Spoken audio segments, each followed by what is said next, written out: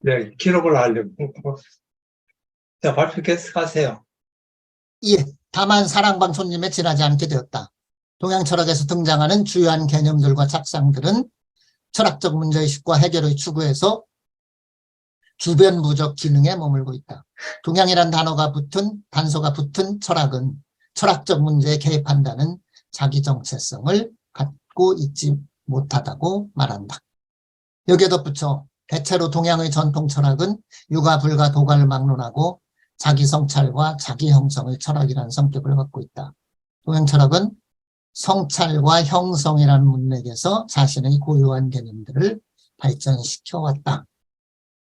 그러나 현재 시점에서는 이 개념들과 기존의 문제의식을 새로운 방법과 문제의식을 가지고 검토하여 전개시키지 못함으로써 동양 철학은 그 자생성과 이론적 활력을 갖지 못하고 있다고 진단한다.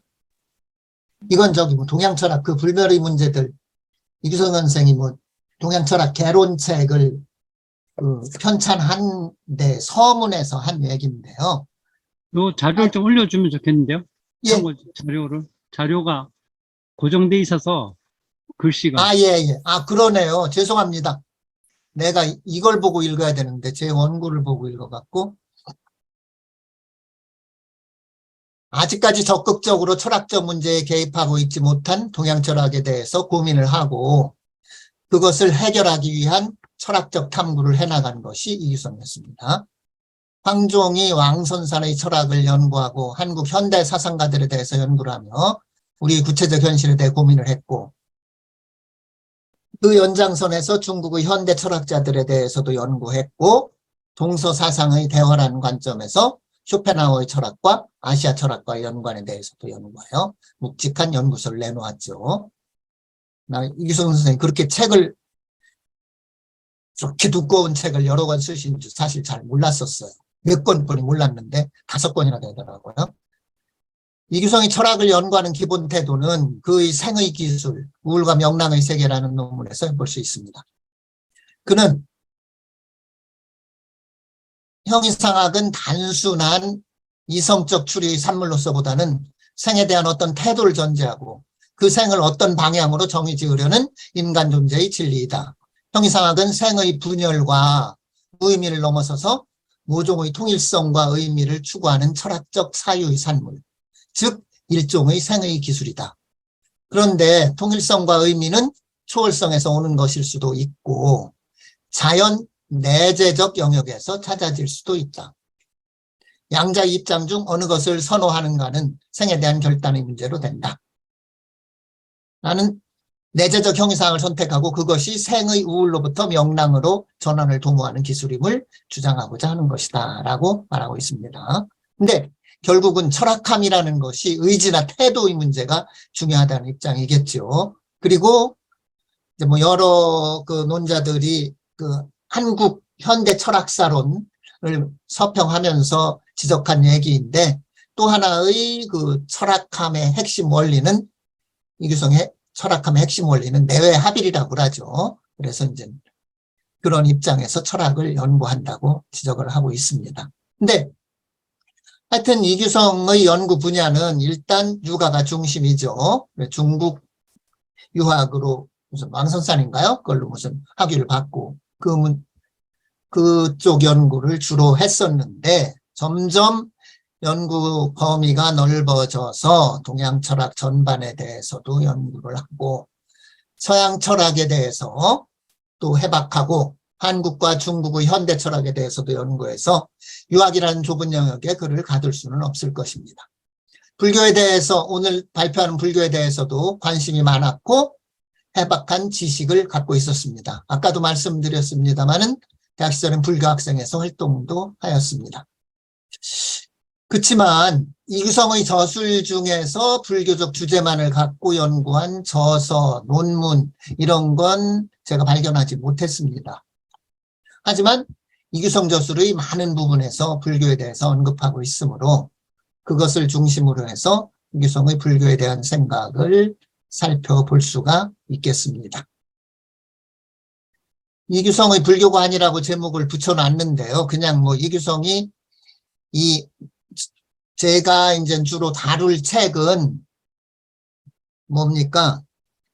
쇼펜하우어와 이제 아시아의 철학, 의지와 소통으로서의 세계, 쇼펜하우어의 세계관과 아시아의 철학이라는 책에서 이제 불교 얘기를 많이 하고 있어서 그걸 주된 자료로 해서 얘기를 할 거기 때문에 딴 데서 뭐 불교에 대해서 언급한 얘기를 몇 가지 뭐 모아서 이규성이 불교관이라고 제목을 붙였는데 적절하지 않은 것 같아요. 하여튼 일단 이규성에게 영향을 준 불교 사상 많이 있겠죠. 근데 일단 가장 가까운 것은 아마도 선이나 화엄이라고 말할 수 있을 것 같습니다. 초기 불교 이론도 연구했겠지만 심정적으로 가까움을 느끼는 것은 대승불교의 사상, 그 중에서도 선이나 화엄의 사상이라고 할 수 있겠습니다. 기본적으로 선은 도가와 가깝기도 하지만 특히 이규성은 둘을 가깝게 취급하고 있습니다. 이규성은 다음과 같이 말합니다. 이것도 동양철학 그 불멸의 문제들이라는 그 책의 서문에서 한 얘기인데 보통 동양철학들 하면 유, 불, 도, 삼교 이렇게 얘기하는데 이병 선생은 여기 서문에서 재미나게 유가 얘기를 하고 난 다음에 도가 불가가 아니라 도가 선가라고 얘기를 하면서 이렇게 말하고 있어요. 유불선이 아니라 유선선이 되나요? 이렇게 되면은 하여튼 도가와 선가의 경우 자아가 얼마나 언어와 문자라는 기표에 사로잡혀 있는지를 잘 보여준다. 도가는 언어 사용에 스며들어 있는 권력 의지를 간파하였고 선가는 언어와 욕망이 결합된 집착구조를 비판한다. 인간의 미몽에 대한 특히 분별적 이성의 비이성에 대한 이들의 폭로는 오늘날 우리의 문제를 이해하는 데 기여할 수 있는 귀중한 전통이다. 사실 이성이 자신의 합리성에 과도하게 몰입되어 창조적 의지를 상실할 경우 그것은 합리성의 불합리를 자각하지 못한다. 이것은 광기, 질병으로서의 광기에 걸린 사람이 매우 논리적이면서도 현실과 환각을 구분하지 못하는 것과 거리가 멀지 않다. 광기가 논리성을 가진다는 측면에서 볼 때 그것은 이성의 질병이지 이성을 상실하는 것은 아니다. 도가와 선가는 이성의 겉보기 강건성이 가지는 허약성과 광기를 극복해 줄 수 있는 교훈을 담고 있다고 할 수 있다. 그러나 그것들도 비판적이고 소극적인 언어구사에만 치우쳐 있다. 그래서 어떻게 현실에서 자신들의 기초적 원리를 문화화할 수 있는지에 대해서 충분한 언급이 미흡하다. 또한 도가와 선가는 이성을 넘어서는 초이성의 영역을 과도하게 낭만화할 우려도 있다. 이규성은 이와 같이 불교와 도교를 차이점보다는 공통점을 강조하여 함께 언급하고 있습니다. 다음의 말도 또 하나의 예입니다. 불교와 도교를 아주 같은 거로 취급하기도 해요. 쇼펜하우어가 도를 형이상학적 의미와 윤리적 경지를 의미하는 두 측면에서 언급한 것은 적절한 것이다. 또한 그가 도교의 목적과 정신이 불교와 완전히 일치한다는 지적도 그 결합의 역사를 볼 때 틀린 것도 아니다. 이건 그 의지와 소통으로서의 세계에서 이규성 선생이 한 말입니다. 그 다음에 또 이규성은 다음과 같이 생성에 기초한 삶의 기술과 선가의 지혜를 연결시켜서 설명하기도 합니다. 생성에 기초한 생의 기술은 자신의 삶을 다수의 현상들의 연관 체계 안에서 이해하는 폭넓음을 갖는다. 이 폭넓음은 마음의 내밀한 평정 속에서 연기와 같은 사건들의 인과를 운명으로서 긍정하는 선가나 스토아의 지혜를 이끌 수도 있다. 그러니까 생성에 기초한 생의 기술 이런 얘기를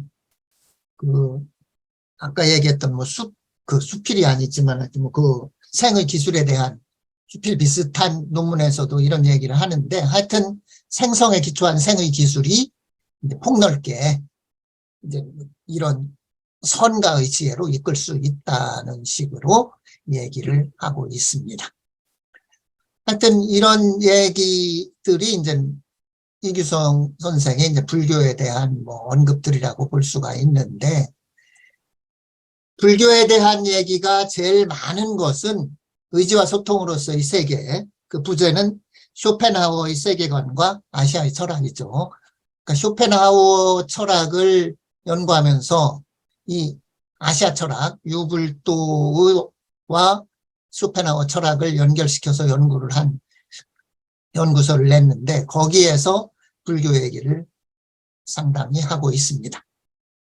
이규성은 한국 현대 철학사론을 출간한 이후 약 4년 만에 한국 현대 철학사론은 2012년에 나왔는데 4년 뒤에 의지와 소통으로서 이 세계에 그 쇼펜하우어 연구서를 내죠. 그리고 그 4년 뒤인가요? 2020년에 중국 현대 철학사론을 내는데 하여튼 그러니까 전공이 동양 철학인데 하여튼 이 쇼펜하우어 이 연구서를 이렇게 두꺼운 연구서를 본격적인 그런 연구서 쇼펜하우어 연구소가 뭐 이렇게 본격적인 연구소 한국에서 얼마나 되는지 잘 모르겠는데 별로 없는 것 같아요. 하여튼 그걸 상당히 이제 뭐 이제 보면서도 놀랐습니다.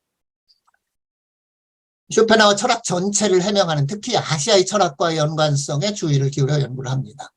이규성의 저서 중에서는 이 책에 불교에 대한 언급이 가장 많아서 이것을 중심으로 이규성의 불교에 대한 견해를 알아보도록 하겠습니다. 이규성은 불교와 쇼펜하우어를 논하면서 그는 서양에서 혐오하는 염세주의라는 낙인이 찍히게 되었다. 그러나 염세주의적 감각은 아시아 철학 대부분에 깊이 스며들어 있는 감정이다. 생의 의미와 덕의 추구는 고통과 무상성에 대한 감각에서 나온다라고 말하고 있습니다.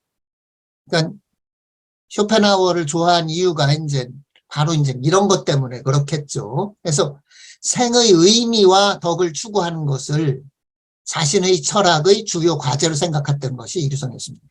물론 그것에 그치지 않고 역사와 현실에서도 의미를 가져야 한다고 생각하여 내외 합의를 강조했지만 근본적인 것은 일단은 생의 의미를 추구하는 것이 이규성의 철학하는 태도였던 것으로 보입니다. 삶의 고통과 무상성에 대한 감각에서 생의 의미에 대해 추구하게 되는데 삶의 고통과 무상성의 문제에 대해서는 불교적 관점도 영향을 미쳤을 것으로 보입니다. 의지와 고통을 논하는 쇼펜하우어를 연구한 것도 그런 연장선에서일 것으로 보입니다.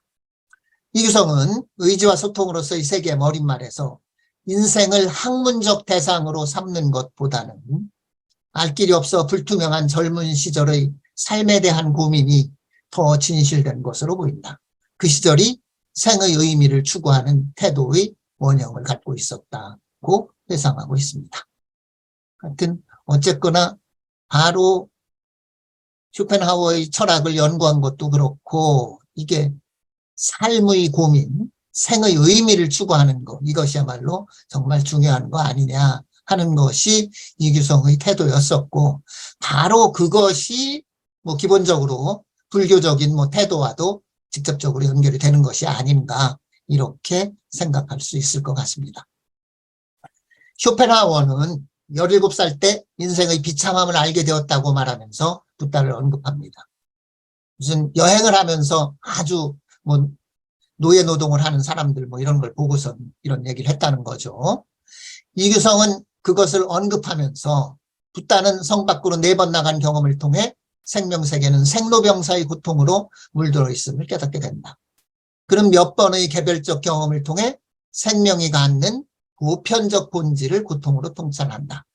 생명의 어두운 측면이 밝은 측면보다 더 본질적 의미를 지닌다. 쇼펜하우어는 이러한 관점에 공감한 것이다 라고 말하고 있습니다. 불교의 기본 입장이 인생은 괴롭다라는 것을 명확히 하고 있습니다.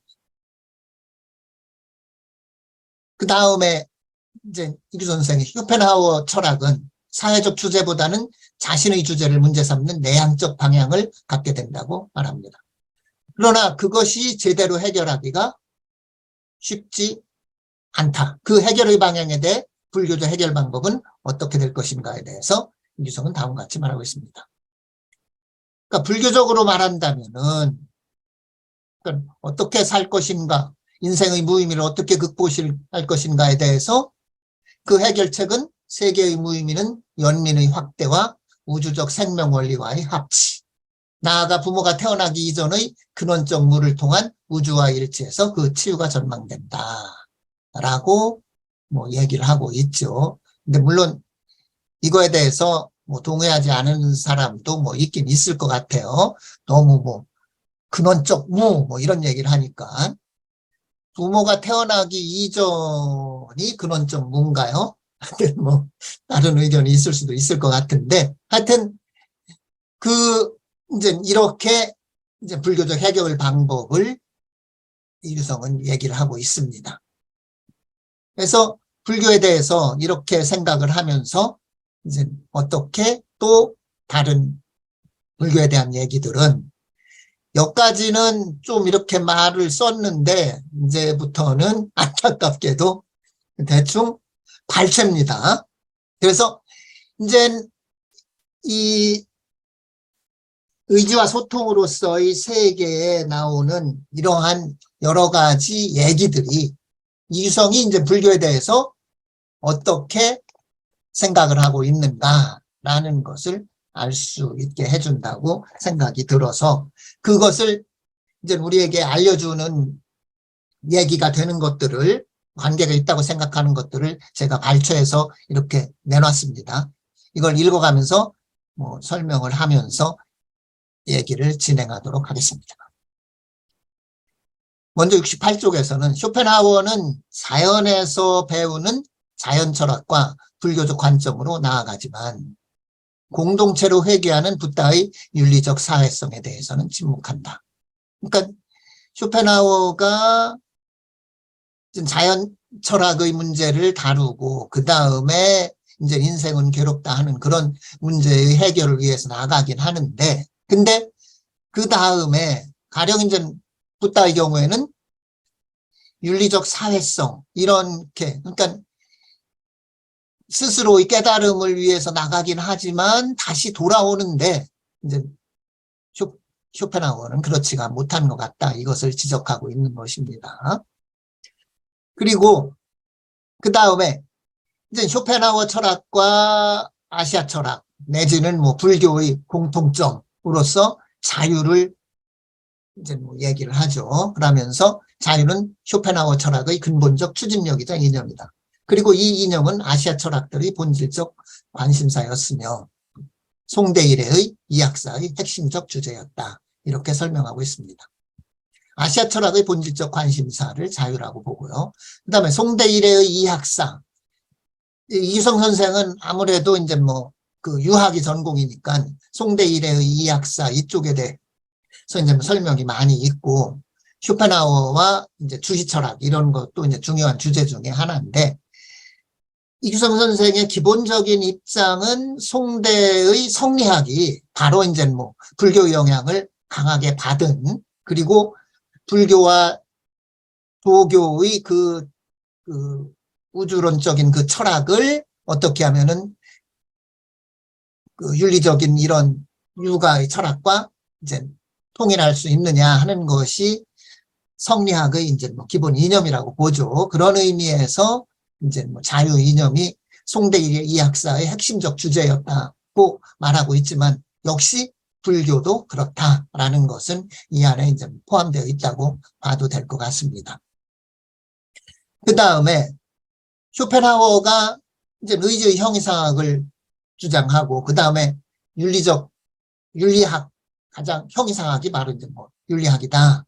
이제 뭐 이런 식으로 쇼펜하우어는 주장을 한다는 건데, 윤리적 의미의 연원이 인도에 있다고 얘기를 합니다. 그는 아시아의 불교도처럼 생사 일대사라는 세계고를 문제로 삼는다. 그 윤리는 초국의 윤리라는 거죠. 그러니까 쇼펜하우어의 얘기처럼 이 불교는 생사 일대사 세계고를 문제로 삼는데, 이것은 쇼펜하우어와 이제 뭐 공통점이다, 그런 얘기죠. 쇼펜하우어는 또 이제 마찬가지로 자신의 단 하나의 사상이 아시아의 여러 철학들과 소통할 수 있다고 본다. 아시아의 철학이야말로 윤리학으로서의 형이상학이다. 그는 인도의 베단타 철학과 불교 철학뿐만 아니라 주의 철학도 근본적 차원에서 자신과 일치한다고 이해를 한다고 보고 있습니다.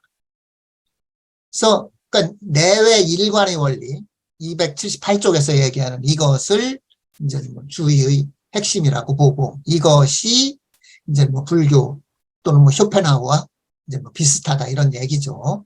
주의는 주관의 내적 본성에 대한 이해와 우주의 본성에 대한 이해의 통일성을 추구하는 학문을 자기 성찰과 자기 완성의 학으로 본다.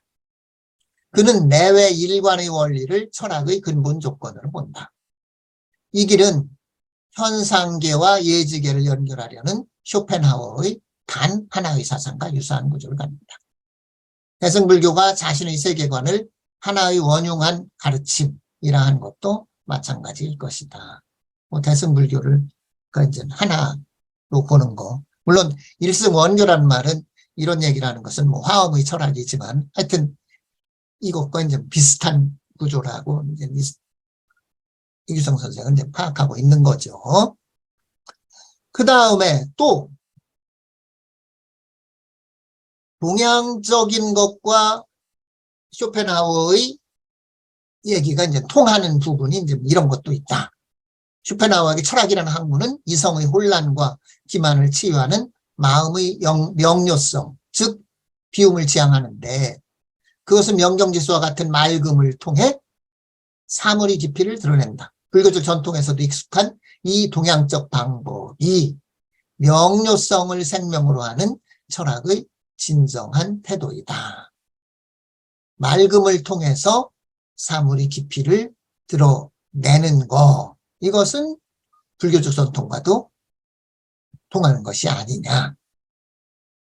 그 다음에 그 자신도 우파니샤드와 불교에서 내재 철학의 모습을 발견하고 탐욕과 권력의 손아귀에 있는 서양의 지성을 치유할 수 있는 길을 발견했기 때문이었다. 그 다음에 이제 중요한 그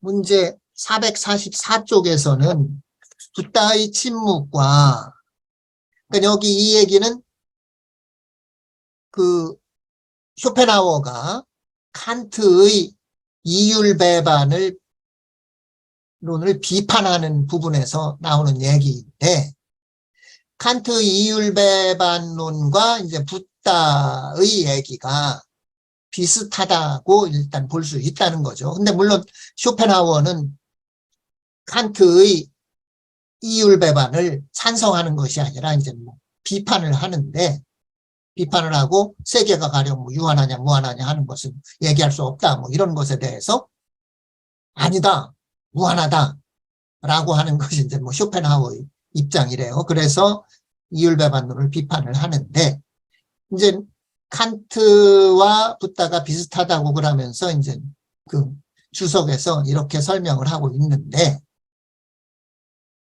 붓다의 침묵과 중도는 세계는 유한한가 무한한가, 영혼은 죽으면 없어지는가 불멸인가, 인간의 행위는 결정되어 있는가 자유인가 등에 관한 물음과 대답은 무의미하다는 것에서 귀결된 것이기도 하다라고 주석을 붙이고 있어요, 유기성 선생이. 근데 하여튼 이 설명은 좀 이제 약간 뭐예요, 조금 잘못된 부분이 있는 것 같아서 한번 지적을 하기 위해서 얘기를 해놨습니다.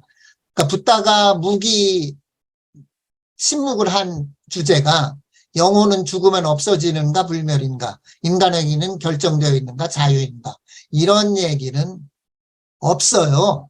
이런 얘기는 없고, 붓다의 침묵에는, 무기에는 세계는 유한한가 무한한가, 뭐 시작이 있는가 없는가, 또는 뭐 마음과 몸이 같은가 다른가, 또는 깨달은 사람은 윤회에서 벗어난다는데 이 사람이 죽으면 그럼 어떻게 되는 거냐. 이제 그 얘기는 영혼은 죽으면 없어지는가 불멸인가와 뭐 약간 통할 수 있을까요? 뭐 하여튼 그런 거에서 조금은 이제 뭐 다르다라는 것을 지적하기 위해서 요 얘기를 발췌해 봤습니다. 그 다음에 이제 쇼펜하우어가 보는 불교에 대해서 이제 중요한 것은, 쇼펜하우어는 이 세상을 이제 뭐 더러운 세상으로 보는데 그것을 어떻게 이겨나갔는가 하는 그것을 직접 실천을 통해서 극복한 사람을 아주 이상적 인격으로 제시하는데, 고대 현자의 이성적 평정을 넘어, 이제 고대 현자보다는 이제 붓다나 그리스도 이런 사람을 훨씬 더 높이 평가한다는 거죠. 세계 고와 분투하며 유한한 인간 존재의 슬픔을 이긴 성서의 그리스도와 붓다를 지고의 이상적 인격으로 제시하고 있다고 설명하고 있습니다. 그 다음에 쇼펜하우어는 이제 하나의 의지가 내재적으로 분장하는 발현으로 형상을 해명하고 개체성과 전체적 소통성의 유기적 결합을 강조한다. 이 얘기를 왜 인용을 했냐면요. 바로 이제 뭐 이 얘기랑 화엄교학이랑 이제 뭐 통한다. 라고 이제 뭐 얘기를 하고 있기 때문이죠. 그래서 바로 이런 입장이 화엄교학의 입장과 통하고, 그 다음에 화엄교학은 바로 이런 개체와 전체의 통일, 이것을 강조하는 것이다 라는 것이 이제 이규성 선생의 불교에 대한 입장이다. 그래서 이것을 인용을 했고, 그 다음에 화엄교학에 대한 이규성 선생의 설명을 볼 수가 있습니다. 화엄교학에 의하면 하나의 입자에도 무한한 시공간을 통해 우주를 보는 열애의 눈인 열애성, 이 태양처럼 반사되어 있다. 이 열애성으로부터 일어난 전체적 우주는 형상과 파괴를 거듭하면서 영겁의 시간과 무한 공간에서 전개된다. 본체는 열애성이고 본체의 발현으로 존재하는 우주는 구물과도 같은 관계들의 체계다. 모든 현상계의 불성, 법성으로서의 생명 원리가 내재해 있으며 사물들은 서로 원용한 관계를 맺는다. 이러한 불교적 사유에서는 하나의 무기물이나 동식물도 깨달음을 통한 자유 획득을 동경한다고 본다. 열애성에서 일어난 우주는 다시 열애성을 동경하는 방향성을 갖는다. 그러니까 뭐 이사무에 사사무에 뭐 이렇게 얘기하는 그런 화엄의 철학, 이것이 뭐 어떻게 보면은 쇼펜하우어의 철학과 통하는 바가 상당히 있다라는 것이 이제 뭐 이규성 선생의 설명입니다. 그 다음에 금강경이나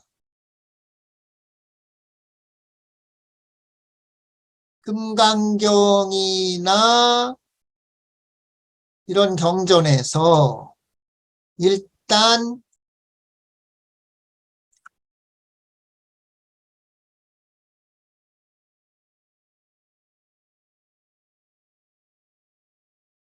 어떤 이 바람직한 윤리의 모습, 뭐 이런 것을 볼 수가 있는데, 이것이 이제 쇼펜하우어와 통한다라고 하기 때문에 이제 이런 얘기를 말하자면은 한 건데, 어쨌거나 금강경에 대한 이규성의 뭐라 그럴까, 견해랄까요? 뭐 이런 것을 볼 수가 있죠. 그러니까 불교에 대한 이규성 선생의 견해를 볼 수가 있어요. 금강경이나 또는 뭐 반야경이나 이런 경전들을 인용하고 그 화엄철학의 얘기를 인용하고 있는데, 그러한 것을 얘기하는 데에서 이규성 선생이 이제 뭐 불교에 대한 관점을 볼 수가 있는 거 아니냐, 그런 점에서 이걸 한번 인용을 해봤습니다.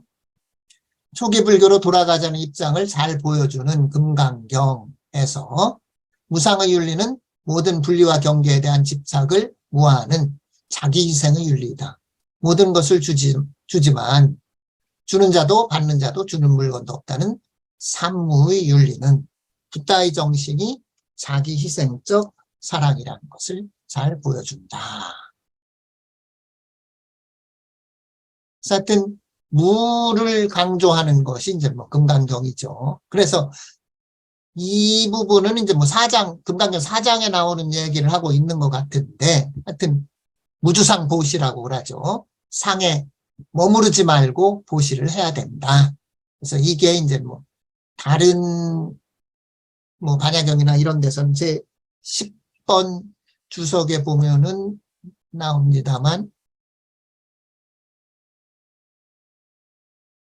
금강경에는 상에 머무르지 않고 보시한다는 말은 있어도 삼무를 말하지는 않는다. 삼무의 보시, 즉 다른 말로 삼륜청정은 반야경전에 나타나죠. 그러니까 뭐냐면은 삼무의 보시, 주는 자도 없고 받는 자도 없고 주는 물건도 없다는 그런 삼무의 윤리인데 뭐 금강경에는 그렇게까지는 안 나오고 반야경에 이제 뭐 그런 식으로 나오죠. 하여튼 어쨌거나 이제 집착하지 않고 주고 받아야 된다라는 것이 이제 붓다의 정신이 자기희생적 사랑이라는 것을 잘 보여주고 있고, 그런데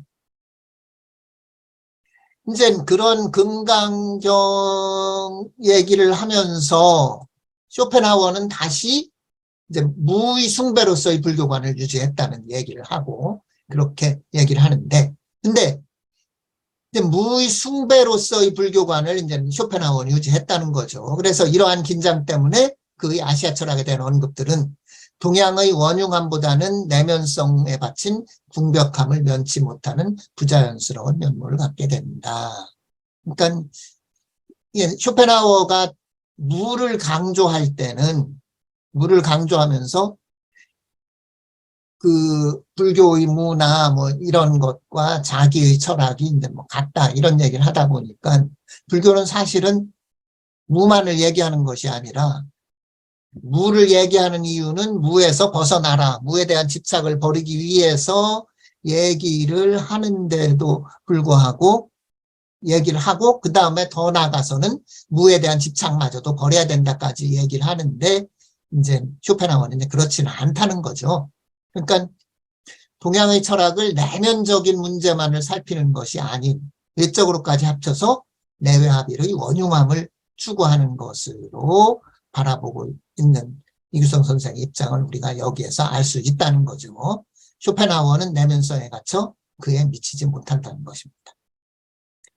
그 다음에 이규성은 또 다음과 같이 말하고 있습니다. 그러니까 쇼펜하우어의 불교에 대한 얘기가 이제 약간 문제가 있다 하는 것을 지적을 하고 있죠. 쇼펜하우어의 불교에 대한 언급에서도 열반을 무로 정의할 수 있다는 말도 옳으이다. 그러한 주장에는 초기 불교에서부터 열반은 무가 아니라 세속의 유와 무를 떠난 불의의 중도라는 것에 대한 이해와 원흉한 자유로움이 결여되어 있다. 윤회 열반은 둘이 아니다. 무를 숭상하는 쇼펜하우어는 윤회까지도 긍정적으로 보는 힌두교의 정신보다는 윤회를 부정하는 것에서 출발하는 불교를 더 평가하고 있다. 그러나 불교는 생 그 자체를 부정하는 것이 아니라 생을 괴롭히는 망상 번뇌를 용해시키는 것이다. 윤회의 부정도 다시 자비의 마음을 가지고 윤회로 돌아오는 무대력의 절대에 진입하는 것이 진정한 자유의 길이다. 대체로 그의 대부분의 언급들은 아시아의 선사들의 명랑성과 자유로움을 결하고 있다라고 지적을 하고 있습니다. 이 부분에선 특히 선사들의 명랑성과 자유로움이라는 언급이 눈에 띕니다. 이규성은 선사들을 명랑하고 자유로운 것으로 판단하고 쇼펜하우어는 그것이 결여되어 있다고 말합니다. 앞서 인용했던 뭡니까? 생의 기술에 대해서 거기에서도 이제 뭐 명랑하게 살자.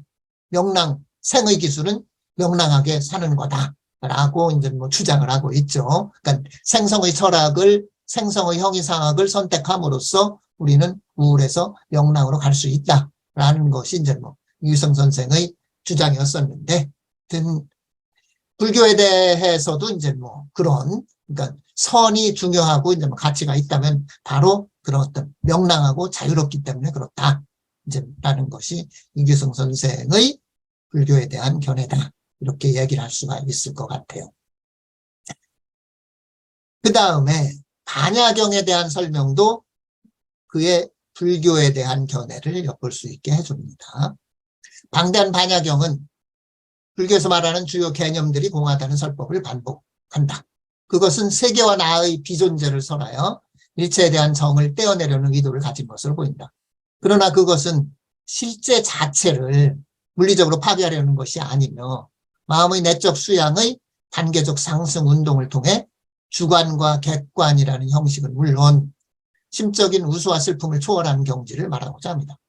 만유는 집착할 가치가 없는 무상한 것이라는 주장은 부다의 초기 설법처럼 실로 시작도 끝도 없이 이어지는 우주의 형성과 파괴에도 적용된다.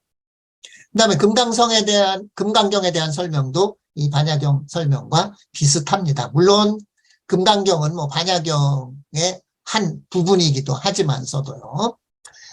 금강경은 공이라는 말 대신 무라는 말로 세속에서의 모든 실제론적 믿음을 부정적으로 논파한다. 논파의 결론은 다음과 같다.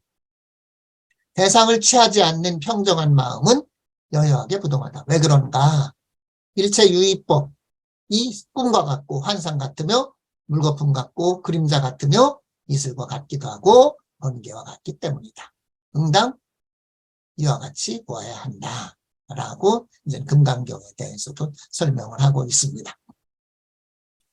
그래서 이제 뭐 이러한 것들이 이규성 선생이 이제 불교에 대한 설명인데, 이 전체적인 쇼펜하우어와 아시아 철학에 대한 이런 얘기를 하면서 마지막 결론 비스름한 부분이 이제 뭐 이 부분, 쇼펜하우어 아시아의 철학에 대한 얘기를 하면서 하는 결론 부분 비슷한 얘기가 이 얘기입니다.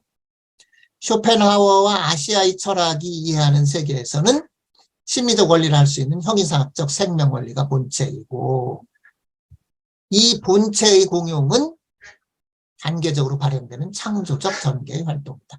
그러니까 아시아의 철학으로 이제 말하자면 이규성의 불교관 그러면은 이 유교와는 다른 또는 뭐 도교와는 다른 그 자체의 불교 이것이 있을 수도 있고, 불교나 도교와 이제 공유하는 그러한 불교가 있을 수도 있는데, 여기 이규성 선생은 이제 거의 공유한다 이렇게 보면서 불교에 대해서 이제 보고 있습니다. 그래서 본체는 모든 것에 관여한다. 창조적 발현의 자연사는 열려진 소통성, 화해 안에서 펼쳐진다. 이학과 화엄법계론의 전체 내용의 세계는 전체에 관료하는 본체와 이것의 광대한 발용의 세계다. 그러니까 이학은 이제 성리학이죠. 화엄법계론, 화엄철학입니다. 그러니까 성리학과 화엄법계론을 뭐 같은 걸로 보고 있어요. 같은 걸로. 그래서 이제 뭐 불교와 성리학이 이런 점에서는 통한다라는 것이 이제 이규성 선생의 입장이라고 볼 수가 있는 거죠. 이 세계 안에서 과학들이 분화해 가면서 일어나고 생명체와 인류의 역사가 일어난다. 세계는 존재의 계층적 구조와 인식의 사다리 구조를 포괄한다. 인류는 대용의 현상계 안에서 스스로 만든 폐쇄적 인륜을 자연법칙적을 여겨 세계 내에 들여오는 경향성이 있다. 이러한 폐쇄적 경향은 인간에게 흔적으로 남아있는 동물 이하의 본성이 발현된 것으로 보입니다. 그러나 세계를 평등한 소통성과 개방성의 관점에서 보는 정신은 폐쇄적 위계 질서에 역운동하여 새로운 개인성과 인륜, 나아가 역사의 의미를 창조하고자 노력해 왔다. 그러니까 폐쇄적 위계 질서를 버리고 세계를 평등한 소통성과 개방성의 관점에서 보고자 하는 것이 중요하다. 그것은 바로 성리학과 화엄철학, 대승불교의 화엄철학의 입장이다. 라는 것이 이제 그 이규성 선생의 불교에 대한 또는 뭐 성리학에 대한 견해다. 이렇게 얘기를 할 수가 있겠습니다. 뭐 이런 것이 이제 뭐 불교에 대한 이규성 선생의 견해를 그 쇼펜하우어 연구소에서 쇼펜하우어와 불교를 많이 언급하고 있어서 거기에서 찾아본 이규성 선생의 불교관인데요. 다른 저술들에는 불교에 대한 얘기가 별로 없어요. 찾아봐도. 그래서 이제 이규성 선생이 한국 현대철학사론을 쓰고 그 다음에 쇼펜하우어 연구소인 이 의지와 소통의 세계 이걸 쓰고 그 다음에 이제 마지막으로 중국 현대 철학사론을 썼는데, 앞뒤로 이 쇼펜하우어 앞뒤로 한국, 중국인 거죠. 근데 이제 이 한국 현대 철학사론과 중국 현대 철학사론에 불교가 상당히 중요하게 들어가려면 들어갈 수도 있는데, 이제 뭐 별로 본격적으로 그 불교 관련해서는 연구를 한 것이 없는 것 같아요. 그래서 한국 현대 철학사론을 보면은 이제 15명을 이제 뭐 다루고 있는데, 그 중에 이제 뭐 불교 관련 인사랄까 하는 사람은 이제 하나도 없고요.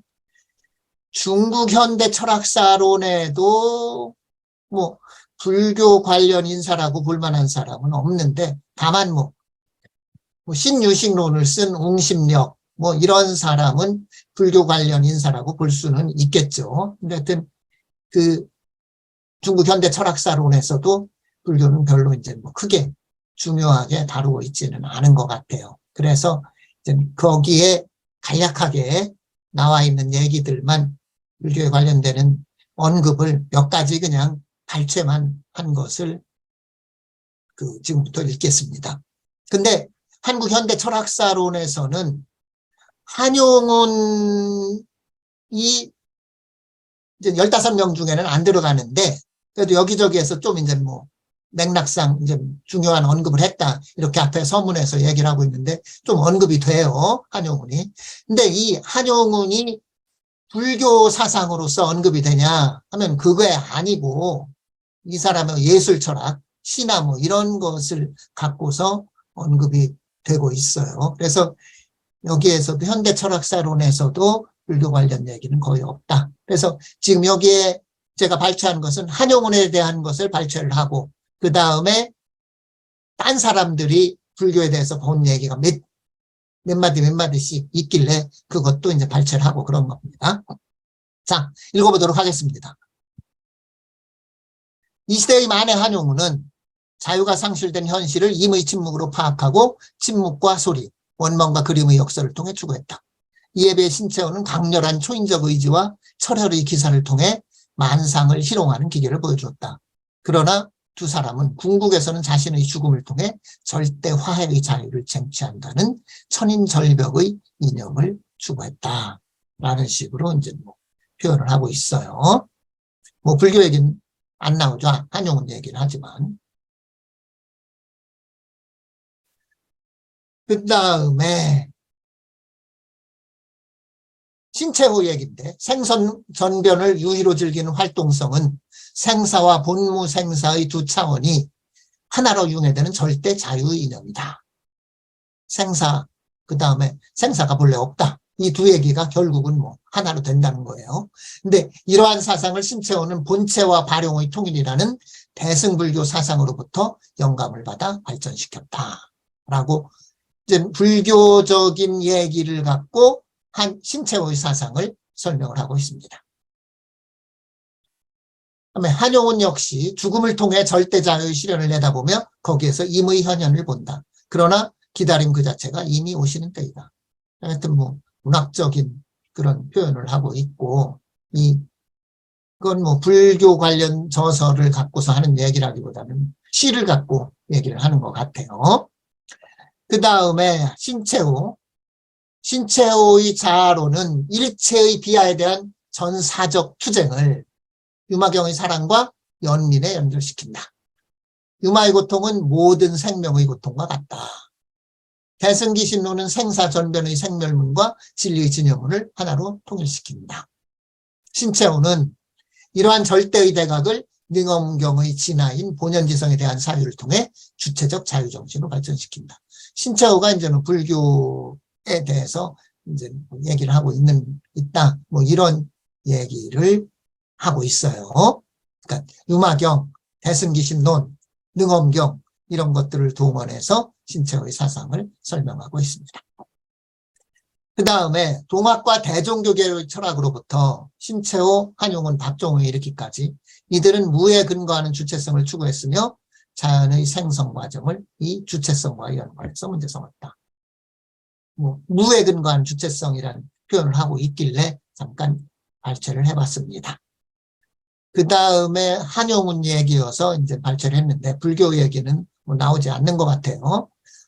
한용운은 자유가 세계와 자아의 절대적 통일의 경계에 있으며 이것이 사랑과 원망, 그리움과 침묵의 역설을 일으킨다는 것을 예술적으로 표현했다. 생의 궁극적 본질은 온갖 대립의 고통과 부자유를 넘어선 절대 자유이다 라고 표현을 하고 있습니다. 한용운 얘기를 또 한용운의 역설적 예술 철학은 동학과 대종교로부터 시작한 현대 한국 철학의 근본적 절조를 집약한다.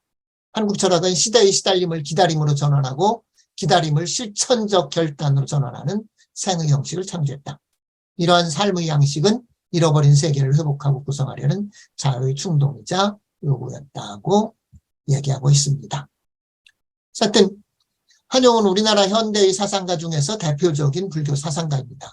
그런데 그 불교 관련 저술은 본격적인 연구 대상이 되지 못하고 있는 것이 안타깝습니다. 그러니까 이규성이 거기에 대해서는 별로 이제 주목을 하지 않았죠.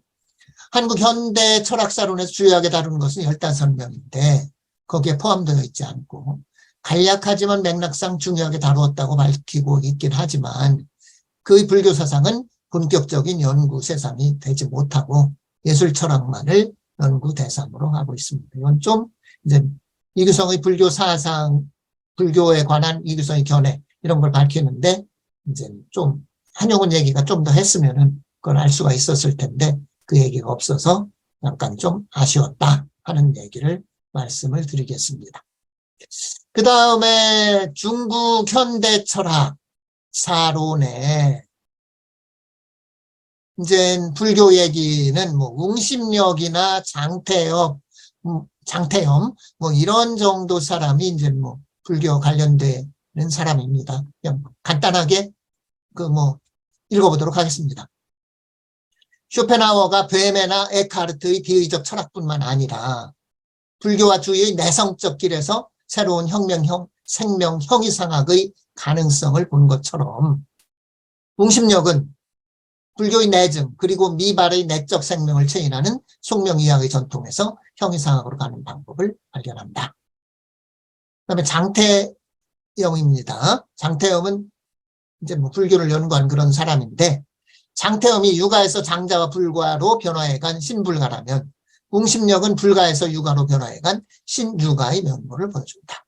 웅심력은 불교의 출세관적 경향을 세관적 방향으로 재정립하기 위해 유식종과 공종을 주역의 생성 철학과 중국적 선종의 불성론에 연결하고 이를 속명이학, 특히 양명학으로 준결한다라고 설명하고 있습니다.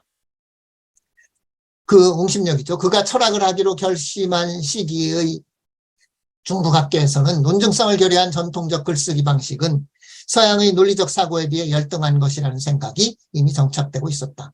이러한 시기에 대승유식학의 분석적 사고와 인명논리의 논증성은 철학가들에게 서양에 기대지 않고도 논리적 사고를 배울 수 있는 길로 여겼다. 사실 서양으로 의학을 가지 못한 양수명과 웅심력에게 대승불학은 당시에 번역된 서양 철학서들을 제외하면 논리적 사고를 학습할 수 있는 유일한 길이었다.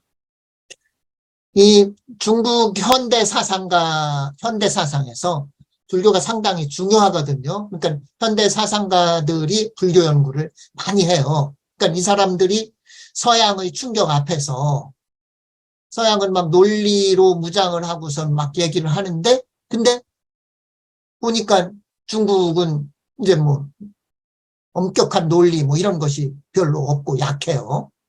그런데 보니까 그만한 논리 뭐 이런 것을 얘기할 수 있는 것은 전통 사상에서는 불교에 있더라.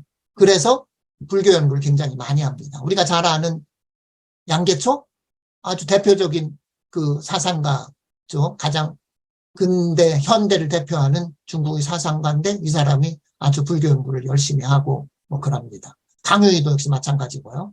근데 하여튼 강유희, 양계초 뭐 이런 사람들이 불교를 연구하고 그 다음에 이제 당시에 그러니까 청나라 말기의 불교계는 그러니까 뭐 어떤 사람 불교를 본격적으로 이제 뭐 이론적으로 연구한 당시의 그 승려 한 사람이 이야기한 게 중이 몇 명? 1000명이면 1000명이 되면 절이 큰 절에서 한 1000명쯤 되면 이 중에 제대로 글을 읽을 수 있는 사람이 10명이라고 그랬나? 100명이라고 10명만 있어도 뭐 괜찮겠다, 좋겠다. 뭐 이런 식으로 얘기할 정도로 하여튼 전부 다 이 불교계는 이제 그 이론이랄까요? 뭐 이런 점에 대해서 연구를 할까? 뭐 이런 것은 없고 승려들도 일자 무식의 승려들이 이제 뭐 대부분이었다고 그래요. 그래서 이제 이론적인 연구는 거의 되지 못하고 있었는데 오히려 이제 제가해서 그래서 청나라 말기 근세 현대 초에는 20세기 초에는 오히려 이제 거사불교가 중국에서는 이제 성행하는데 이제 그런 불교를 연구하게 되는 것이 서양에 대항해서 얘기할 수 있는 서양 철학설을 제외하고 논리적 사고를 학습할 수 있는 것이 바로 불교에 있다. 그래서 우리는 불교를 연구해서 서양에 무슨 뭐 대항할 수 있다라면서 불교 연구가 상당히 됐었다. 그런 것을 이제 그 중국의 이제 특징으로 얘기를 할 수가 있는데 우리나라는 그러기도 전에 그냥 망해버리는 바람에 이제 그 불교 연구가 이제 뭐 제대로 되지가 않았죠. 그다음에 웅심력 얘기를 계속하는데 웅심력은 중국 불교사의 흐름을 주역과 속명이하는 도가 연가의 체용을 회통하는 본체론을 발전시킨다라고 이제 웅심력에 대해서 언급한 것이 있는 정도입니다. 뭐 결론이라고 뭐 생의 의미를 추구하는 것을 중요하게 생각했죠, 이규성 선생. 그래서 불교는 당연히 이제 중요하게 생각을 할 수밖에 없죠. 삶의 고통과 무상성에 예민하고 어떻게 하면 그걸 해결할 수 있을까? 나름대로 해결책을 제시하고 있죠. 그러니까 삶의 의미를 추구하는 이규성으로서는 불교의 이론이 이제 뭐 살펴봐야만 볼만한 이론이죠. 근데 본격적인 연구 분야는 이제 한국과 중국 현대 철학과 요가지만 불교에 대한 연구도 그런 점에서 많이 했다. 쇼펜하우와 연관해서 불교를 언급한 것이 많아서 그걸 중심으로 이규성의 불교에 대한 견해를 살펴보았는데 결론적으로 이규성이 강조하는 것은 혼용한 소통성의 진리. 뭐 많이 한국 현대 철학사론에서 강조되는 뭐 내외 합일 뭐 이런 것들이 뭐 그대로 여기에서도 뭐 살아있는 것 같아요. 이 정도로 제 발표를 마치도록 하겠습니다. 예, 고맙습니다. 아주 봤죠. 이렇습니다. 상당히 좀 충격적이네요. 나는 개인적으로 예, 이경수의 그 대학 시절 예, 활동 이런 걸 생각해 볼 때 불교에 대해서 상당히 많은 관심을 지니고 또 좋아했던 것 같아요. 그런데도 불구하고 정작 불교에 대한 연구는 거의 없다는 게 상당히 좀 충격적이네요. 독립적인 연구가 없는 거죠. 연구 많이 한 거죠. 뭐 쇼펜하우어와 여기에서 보면은. 글쎄 많은 언어들 예, 예. 있을 때 쇼펜하우어 그뿐만 아니라 뭐 다른 동양 철학 그 연구서도 보면은 불교에 대한 언급도 굉장히 많은 것 같아요. 예. 불교적인 언어를 굉장히 많이 사용하고 있는 걸 알 수가 있는데 그럼에도 불구하고 정작 불교에 대한 직접적인 연구가 없다는 게 상당히 좀 의미심장하게 느껴지네요. 예. 어떻게 강의할 때는 불교에 대한 이런 게 없었던 건가요? 아니요, 그렇지는 않습니다. 선생님, 그게 이제 불교를 좋아하셨고, 오랫동안 하셨는데, 일단 좀 흐름이 있어요. 그래서 90년대는 불교 관련된 강의를 많이 여셨는데, 그때는 주로 그 선종 위주였었고요. 그래서 뭐, 다양한 책들을 봤습니다. 원전도 보고, 이차문헌들도 중국어로 된 거 같이 수업 시간에 보셨고요. 그 다음에 저 쇼펜하우어 쓰실 때쯤 되면, 그때는 이제 그 선불교에서 관심이 좀 넘어가셨어요. 그 사실은 이제 개별 불교 이론이 아니라 어떻게 생각하면 서양이 수용한 불교 이념에 대한 접근이시잖아요. 그래서 그때는 좀 연구 경향이 바뀌셨고요. 그다음에 마지막에 이제 한국 현대 철학사론 쓰실 때부터 그 직전에 이제 최시영 갖고 쓰신 게 있는데 그 시기로 넘어가시면 그때부터는 이제 중국 현대 철학자들 쪽으로 그러니까 한국의 대종교하고 중국으로서는 뭐 장세영이라든가 뭐 이렇게 중국 현대 철학자들 쪽으로 관심이 넘어가셔서 그 이후부터는 그다음에 한국 철학을 주로 하셨고 그래서 2010여 년 이후부터는 불교 관련된 강의를 거의 열지 않으셨기 때문에 긴 흐름으로 보면 이제 초년에 불교에 관심을 두시고 연구도 하시고 수업에서 많이 활용하셨는데 이제 그 후년으로 가실수록 이제 비중이 좀 바뀌었다고 보시면 될 것 같아요. 그 다음에 불교 관련된 개별적인 저술이나 이런 게 없는데요. 굳이 따지면 그 불교 네. 이력 김원주에 대한 단독적인 글이 있으십니다. 이게 물론 불교가 핵심은 아니고요. 불교에 대한 게 핵심은 아니지만 김원주 김일엽이라고 하는 그 여성 지식인이 있었죠. 그 인물에 대한 글을 쓰셨는데 어디 발표하지 않으시고 내부용으로만 돌렸기 때문에 아마 찾으면 저한테 있을 건데요. 이제 관련해서 공개적으로 쓰신 적은 없습니다. 김일엽에 대해서 불교 얘기가 별로 있을 것 같지 않은데요. 맞습니다. 맨 뒷부분에만 조금 있고요. 앞부분은 뭐 그 여성 개념으로 예, 쓰신 그렇겠죠. 거라서요. 네, 그래서 불교 얘기가 중심은 아닌데 어쨌든 불교 얘기가 없지는 않습니다. 한용운 얘기를 하는 걸 볼 때, 한용운 얘기를 한국 현대철학선에서 언급하는 그런 걸 볼 때 김일엽 네, 얘기를 해도 뭐 불교 얘기 맞습니다. 별로 없을 것 같아요. 네, 맞습니다. 네. 그다음에 그, 이제 앞부분 인용하실 때 저 동양 철학 그 불멸의 문제들 얘기하셨잖아요. 사실 그때 그건 이제 선생님이 이제 그 전체 목차를 정해주시고 실제 저술은 저희가 했고 제가 쓴 챕터가 거기 2개 정도 있는데요. 그 당시에는 이제 선생님이 한창 그 40대 중반 정도 되셨을 때고요. 그래서 관련해서 다른 연구소, 그때는 아마 그 황종이만 책이 나왔을 거고, 아마 망고지도 안 나왔을 때였을 거예요. 그래서 그 시기가 이제 그 공부하신 것들에, 그러니까 그 전까지 좋아하시고 공부하셨던 것들에 대한 어떤 그 소회를 거기다 이제 풀어 놓으신 셈이고, 그 영향은 사실은 일정한 시기가 좀 지나면, 특히 이제 50대 한 중반 넘어가시면, 뭐 조금 방향이 바뀌면서 지금 이제 후대에 남기신 저 3부작에 해당하는 쪽으로 많이 이동을 하셨죠. 네. 흥미로운 얘기네요. 일단 김일엽 그에 대한 그 글, 그 네. 초점은 어딘가요? 그 불교적인 그런 관점은 아니고 네네네네. 거기는 아마 제가 지금 찾아야 되긴 하는데요. 아마 그 여성해방론이랑 특히, 네네네. 제가 기억이 났어요. 그 엘렌 케이라고 하는 그 시기에 여성론 전개한 사람이 있는데요. 그 엘렌 케이하고 그 연결해서 아마 보셨을 거고, 일종의 그 시기 지식인의 관점에서 뭐 여성 해방 관련 글을 쓰신 것 같은데, 어쨌든 불교적인 세계관이 있는 사람이니까, 실제 승려 생활도 했고요. 그래서, 뭔가, 네, 관련 내용이 바닥에 깔려는 있죠. 에, 일단 나중에 그 글을 한번 읽어보고 싶네요.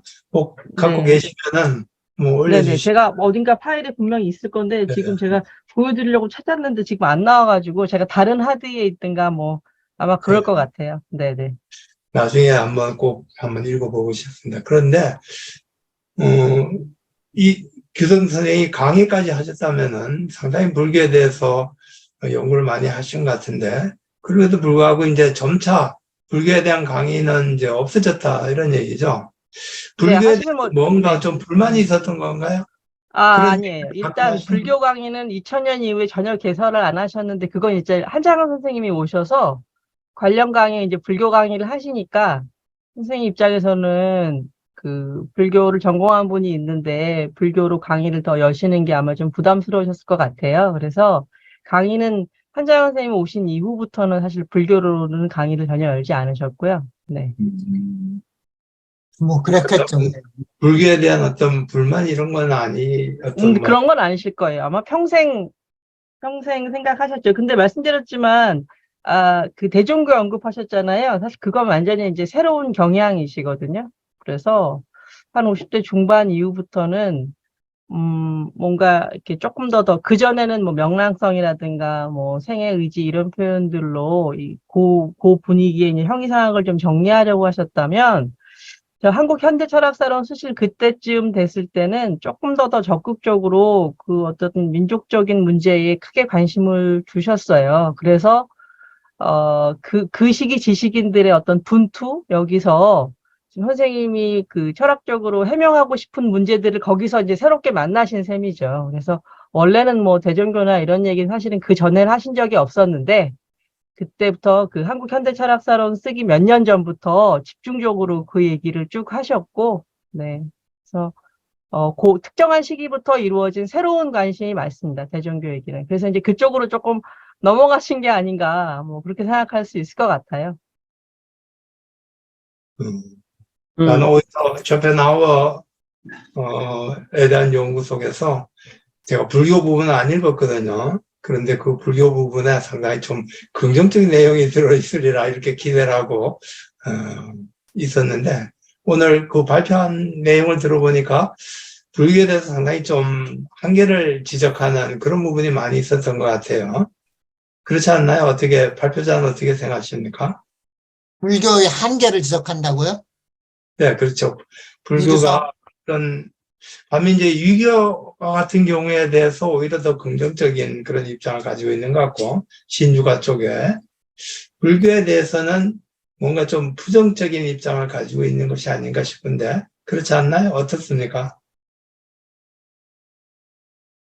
아니, 별로 그런 거 못 느꼈는데요. 저기 무슨, 불교랑 유교랑 뭐 거의 같다고 봐요, 지금.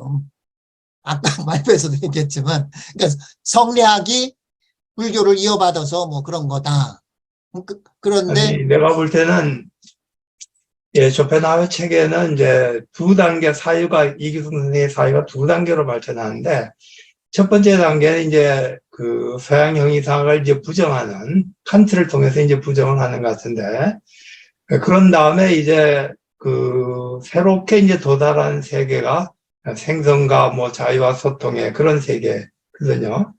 그런데 이제 불교에 대해서 아까 그 발표자의 그 발표를 쭉 들어보면은 대체로 이 불교는 그런 우리가 이성이 가지고 있는 환상 또는 권력적인 그런 합리주의 이런 것들을 비판하는 쪽에서 불교가 중요한 역할을 하는 걸로 보면서 정작 이 불교 자체가 가지고 어떤 이규 선생이 추구했던 생성이나 뭐 소통이나 이런 세계에 불교가 직접적으로 뭘 드러내주는 건 아닌 걸로 그렇게 규정하는 게 아닌가요? 그런 거는 아닌 것 같고요. 그러니까 이제 가령 이제 화엄을 얘기하면서 성리학과 뭐 거의 같은 걸로 보고, 그 다음에 아까 앞에서도 언급했지만 쇼펜하우어는 붓다가 불교가 이제 깨달음을 얻고 나서 다시 돌아가서 사회로 돌아가는 그런 것을 제대로 하지 못하고 있다. 이제 뭐 이런 식의 지적도 하고 있고, 그런 걸 보면은 뭐 불교는 별거 아니고 유교는 좋고 뭐 이런 입장은 아닌 것 같고요. 동양 철학 이래 갖고서는 거의 기본적인 입장은 공유하는 걸로, 유교, 불교, 도가가 다 기본적인 입장을 공유하는 걸로 보는 그런 경향이 강한 것 같아요. 특별히 이것들을 구별하기보다는. 질문 하나 예, 해도 되겠습니까? 주로 질문. 예, 예. 이게 이제 뭐, 일단 내용에 대해서 일단 질문을 좀 할게요. 잘 들었는데, 일단 이 선생님 염세주의적 감각이 시작했다. 삶의 고통과 무상성. 예, 특히 젊을 때 더 그러겠죠. 그런데 아시아 철학 대부분의 이러한 것이 스며들어 있다. 이렇게 했잖아요. 예, 그죠? 예. 근데 아시아 철학 대부분이란 게 뭘 의미하죠? 그러니까 육아 철학, 유교, 불교, 도가 이럴 거 아니에요? 그렇죠. 대표적으로. 예, 예. 근데 이런 그 판단이 맞는 말인가요? 염세주의 감각이 아시아 철학 대부분에 같이 스며들어 있다. 아니, 육아가 염세주의적인 감각이 육아 속에 있나? 그리고 도가 속에 염세주의 감각이 있나요? 이렇게 봐도 되나? 내가 잘못 이해하고 있는 건가? 염세주의적 감각이 아시아 철학 대부분에 스며들어 있다. 자연과 함께 늘 같이 천인합일하려고 하고, 도가도 마찬가지인데, 염세주의적 감각은 오히려 기독교적인 전통에서 강하게 있는 게 아닌가요? 적대자, 이런 거. 뭐 근데 물론, 불교는, 좀 다른데요. 예, 그- 하여튼 이 네네. 부분에서 좀 누가, 예, 그러니까, 네네. 그 얘기- 근데, 와- 음, 그러니까 저기 책에 내가 조금 앞뒤를 자르고 인용을 해서 약간 그런 것이 있을 수 있는 것 같은데, 그 679쪽에서 인용을 한 건데, 그 앞부분에는 어떤 얘기를 하냐면, 예, 쇼페, 그러니까 생의 의미를 통찰하는 실천적 덕을 추구해야 한다는 것이 이제 쇼펜하우어의 주장인데, 쇼펜하우어는 독일 관념론에까지 이르는 사변 신학적 형이상학을 지성의 논리의 오용이자 무의미로 비판하고, 그 목적론적 실제론을 근거 없는 낙관론으로 비난한다. 이 때문에 예. 그는 서양에서 혐오하는 염세주의라는 낙인이 찍히게 되었다. 그러니까 이제 여기서 이제 염세주의적 감각이라는 것은 뭐라고 그럴까요? 생의 의미를 추구하고 덕을 추구한다는 그 얘기랑 연결시켜서 이제 이런 식으로 표현을 한 것 같아요. 그러니까 인생의 뭐예요? 삶의 고통과 무상성. 고통과 무상성에 대한 감각에서 생의 의미와 덕을 추구하게 된다. 이거는 그러니까 아니, 삶의 고통과 무상성이랑 철저히 불교적인 거 아니에요? 이건 철저히 불교적이고, 기본적으로는 그래서 글쎄 더 인용을 육아나 했는데 육아와 도가를 우리가 삶의 고통과 무상성 이렇게 얘기할 수 있나요? 혹시? 여기서 육아는 아마 신육아 쪽을 얘기하는 거 아니에요? 아니, 신육아도 마찬가지 아니에요? 신육아는 근데요, 어떤 걸 물론 보시냐면, 차이가 이건 뭐, 있겠지. 신육아는 불교 영향을 받아서. 예.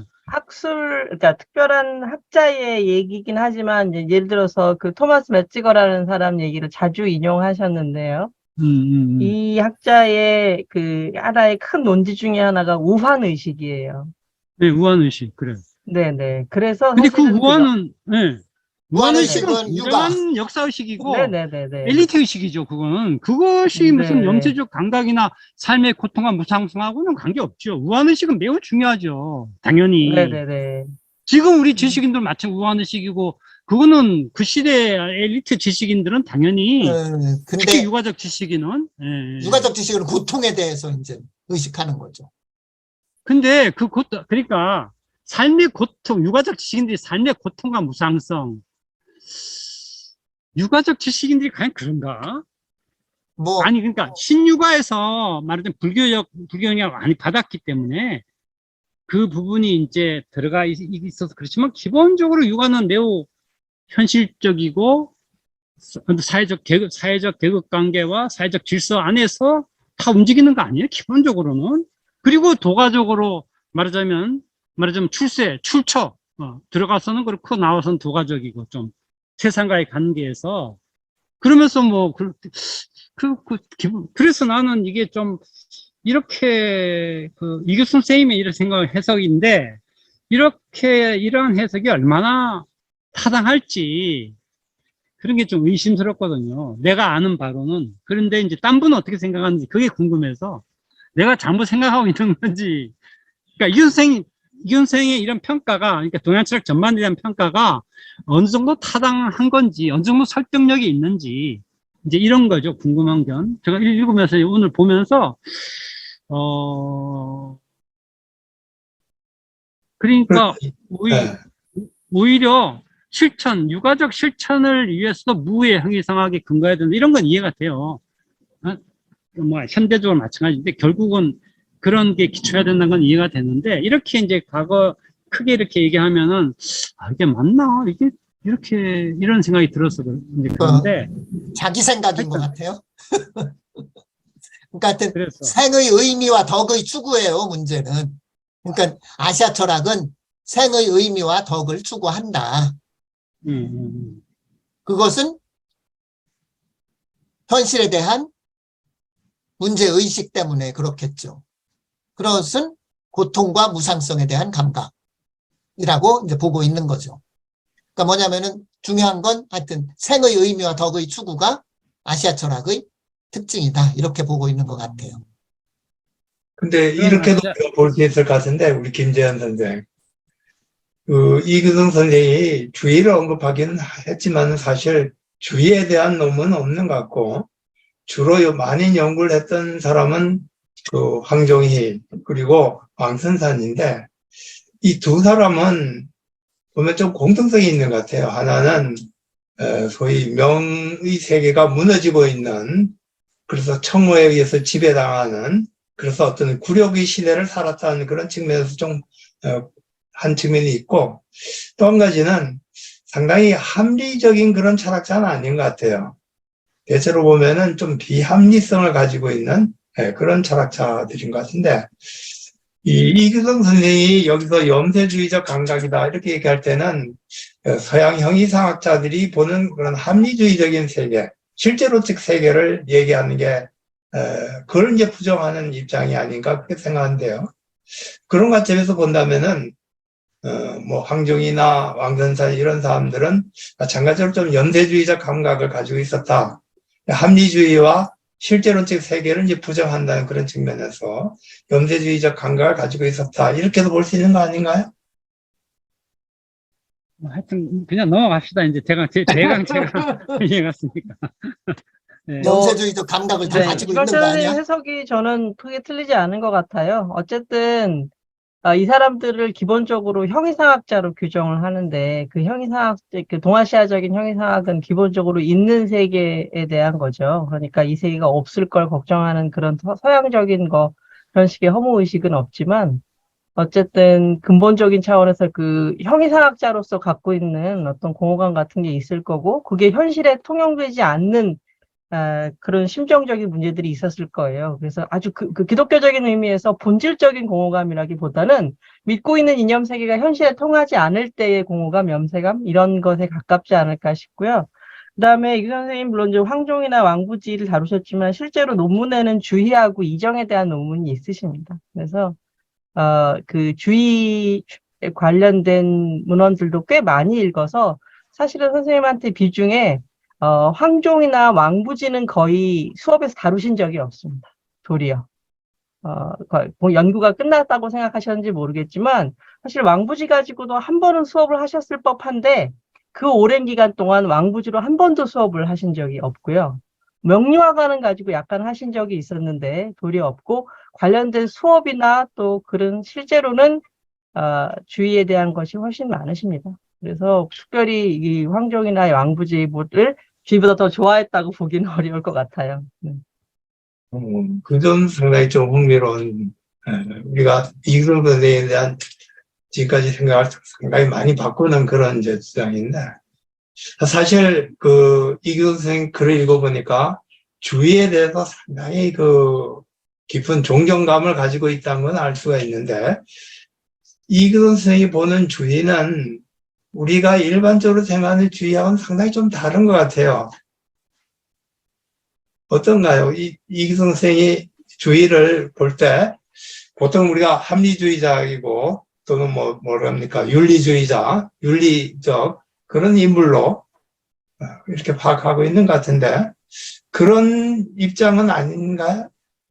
저는 주의에 대해서 특히 인물에 대해서 뭔가 특별히 더 생각하셨다고 보지는 않고요. 관련된 그 주의 편집글 뭐 이런 것들을 많이 보셨는데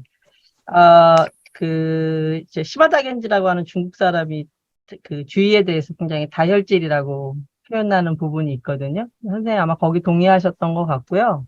그런 그 주의가 갖고 있는 그 특이한 기질들, 뭐 그 하라고 뭐 상소 수천 건 쓰고 뭐 이런 과정들에 대해서 인간적인 어떤 동정이 있으셨던 것 같아요. 근데 그 외에 뭐, 그러니까 그 주로 내용은 그 성리학이 갖고 있는 어떤 구주론적인 것, 형이상학적인 것, 이런 것들에 좀 관심이 많으셨어요. 됐겠네요. 예. 나중에 그 이규동 선생이 연구한 주의를 한번 좀 정리를 해서 발표해 주시면 참 좋겠는데요. 자, 어쨌든 오늘은 이제 불교에 대한 연구이니까요. 이 불교에 대해서 이규동 선생이 나는 좀 부정적으로 보는 것 같은데, 긍정적으로 본다고 지금 발표자가 얘기하셨잖아요. 어떤 측면에서 근데 불교를 긍정적으로 보고 있는 건가요? 아니, 근데 이게 뭐 우리가 긍정적으로 본다, 부정적으로 본다 굉장히 포괄적인 말이라서요. 불교가 그렇게 단순하게 뭐 긍정이다, 부정 이런 것도 아니고, 예를 들면 이제 불교에 대한 해석이 이제 굉장히 진보적일 수도 있고 보수적일 수도 있고 부정적일 수도 있고 긍정일 수도 있거든요. 그래서 긍정이다, 부정이다 이렇게 딱 나누기는 어려울 것 같아요. 하여튼, 그러니까 불교에 대해서 이규동 선생이 굉장히 좀 우리가 긍정적이다. 이렇게 보고 있는 측면. 그러니까 뭔가 자신이 철학을 구축하는 데 있어서 기여할 수 있다고 보는 그런 측면이 어떤 건가요? 아까 뭐 잠깐 언급되긴 했는데요. 예를 들어서 화엄론에서 나올 때 화엄론이라든가 또는 이제 붓다의 자비라든가 이런 걸 언급하면서 그런 부분은 좀 부정적으로 보고 있는 것 같은데 어떤 건가요? 그러니까 여기에서 얘기하는 것 중에 제가 그 발췌해서 인용한 것 중에 불교에 대해서 뭐 부정적으로 본 건 별로 없는데 어떻게 그렇게 생각을 하셨나 모르겠네요. 근데 하여튼 그 일단 불교에서 가령 이제 금강경이나 뭐 반야경 이런 데서는 이제 논파를 위주로 하니까 그래서 이제 그런 점에서 부정적인 그런 역할을 했다. 이 부분 때문에 그러신 건가? 그러니까 하여튼 그러니까 예. 이균 선생의 그 어떤 사상은 내가 이제 어렴풋하게 짐작할 때는 우리 현실 세계를 이제 부정해서 마치 이제 불교에서 현실 세계를 넘어서서 나간 다음에 다시 현실 세계로 되돌아오는 그런 예. 측면이 있는 것 같아요. 이규성 선생의 생각 중에는. 그래서 뭔가 자유롭고 소통하는 그런 세계를 구축하려는 그런 생각을 가지고 있는데 이규 선생이 볼 때는 불교에서는 그런 새로운 세계, 현실 세계를 부정하는 그런 측면이 있지만은 뭔가 새로운 세계를 구축할 수 있는 그런 가능성은 잘 안 보이고 오히려 유교에서 또는 신유가 쪽에서 그런 것을 발견하려고 했던 것이 아닌가 그렇게 보이는데 모르겠어요. 신유가 얘기는 모르겠는데 일단 제가 본 데에서는 그러니까 신유가와 불교를 대립적으로 놓고 얘기하는 그런 부분은 찾기가 이제 뭐 어려웠어요. 그래서 이제 둘을 구별하기보다는 뭐 이렇게 좀 비슷한 걸로 이렇게 얘기하는 경향이 있고 특히 이제 주의 쇼펜하우어가 이제 뭐 주의에 대해서도 뭐 알고 또 뭐 알 수도 있었다 이런 얘기를 하면서 이제 여러 가지 논의를 하는데 그 주의의 사상적인 특징을 뭐라고 보냐면은 그 뭐예요? 이리관지 아까 인용에 나왔었나? 그러니까 이제 내외 합일이 되는 그런 것으로 세상을 설명하는 주의의 이론. 그것이 쇼펜하우어가 이제 굉장히 못 따라갈 수 있는 그런 부분이다. 근데 그것은 그러니까 성리학의 그런 이론은 불교의 화엄 철학을 이어받은 거다. 먼저 이런 식의 논지예요. 논지가. 그러니까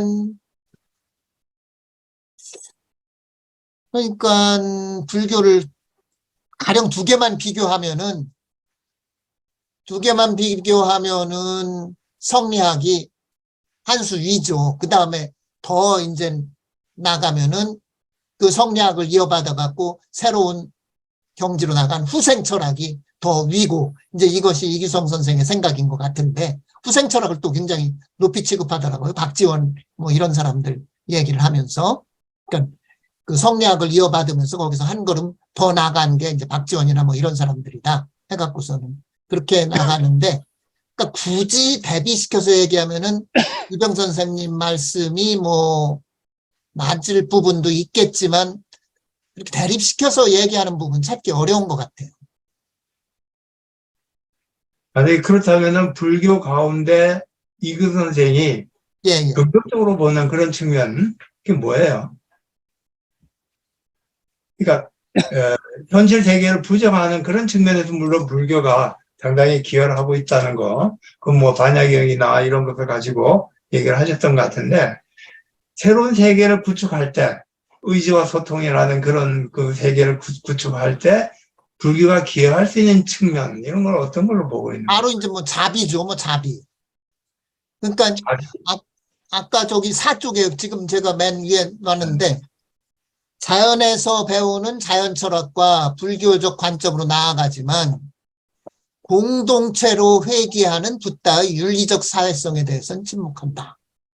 붓다의 윤리적 사회성. 이걸 이제 굉장히, 아마 자비를 얘기하는 것 같은데, 그죠? 예, 예, 그렇죠. 그건 불교의 자비 이런 측면을 아마. 예, 근데 지금 발표자께서는 이규성 선생이 그 불교는 선과 가깝다 또는 화엄 철학과 가깝다 이렇게 보신 거 아니에요? 그렇죠, 예. 근데 선이나 화엄은 자비 이런 개념과는 좀 거리가 먼 것 같은데, 안 그런가요? 뭔가 자비야말로, 평등한 세계, 화엄 철학이야말로 자비 그 자체라고 할 수 있죠. 그렇게 볼 수 있는 건가요? 예, 예. 일체 하나니까. 선은 뭐 그런 얘기 아니, 뛰어넘으니까. 우리가 알기로는 선이라든가 선은 이런 좀 화엄 그렇겠지만, 철학은 세계가 평등하다. 예, 어떤 예. 정도를 가지고 있는 것이 아니라 평등하다. 공체 대비는 화엄적인 이제 뭐 생각에서 나올 수가 있는 거죠. 화엄적인 사상에서는 이제 동체 대비를 얘기할 수가 있는. 전체적으로는 선은 모르겠어요. 선은. 대승불교도 여러 가지 입장이 있잖아요. 아까 뭐 반야경 같은 공사당 예. 이런 것도 있고. 근데 이규성 선생의 불교에 대한 관심은 주로 화엄 쪽에 더 강하다 이렇게 보시는 건가요? 그걸 그러니까 처음에 그러니까 불교를 인용할 때도 그러니까 부정적인 거 쇼펜하우어도 일단 사람들이 그 현실에 빠져 있으니까 그런 데서부터 이제 벗어나야 된다 그래갖고서는 이 다 때려 부수는 그런 식의 얘기를 할 때는 이제 뭐 반야경이나 금강경 이런 것이 이제 버리고 나아가야 되니까. 그렇지만 다 포괄하는 입장에서는 그런 게 얘기할 때는 이제 그 화엄 철학 뭐 이런 식으로 되는 것 같아요.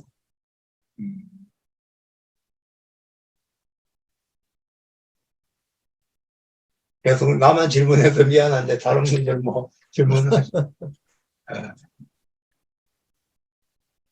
옛날에 저희 선배님들 중에 예? 저 선배님 중에 예, 이혜경 선배님이라고 세친의 석대승문역으로 예. 유식학상으로 박사학위 받으신 분이 계세요. 예, 그분이 2009년에 학위를 받으셨기 때문에 저랑 제가 석사 때랑 시기가 비슷했거든요. 예.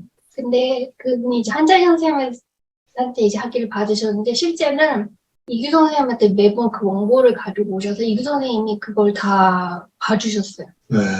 그러니까 이제 이규 선생님도 이제 그거 그 논문에 관련한 피드백을 하실 정도의 불교에 관심이 있으셨고, 또 수업 중에서도 뭐 화엄이나 뭐 기타 불교 경전들을 간간히 수업 중에 읽고 그런 것들은 이제 자주 있으셨어요. 예.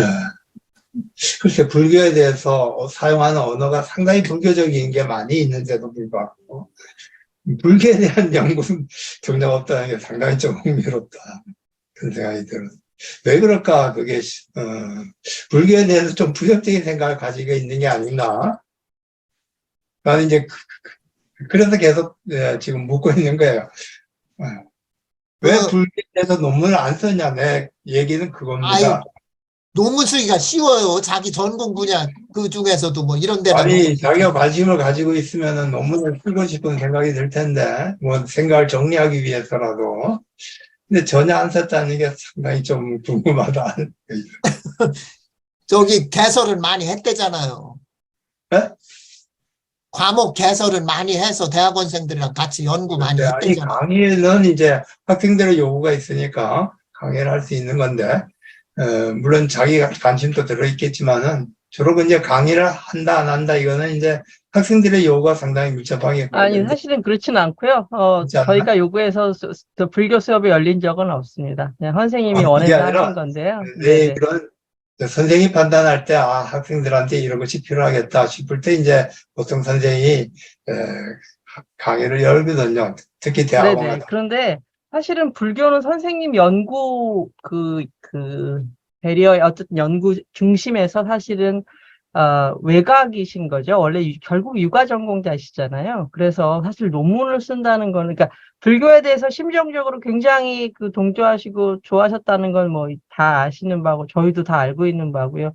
그 법명 받으신 얘기, 이런 얘기 자주, 뭐 불교 학생이 활동하신 얘기 자주 하셨어요. 그래서 불교가 괜찮아요. 평생 가는 선생님의 그 마음의 이 지향점인 건 분명하지만, 이걸 학술로 다루시는 건 좀 다른 문제 괜찮아요. 같아요.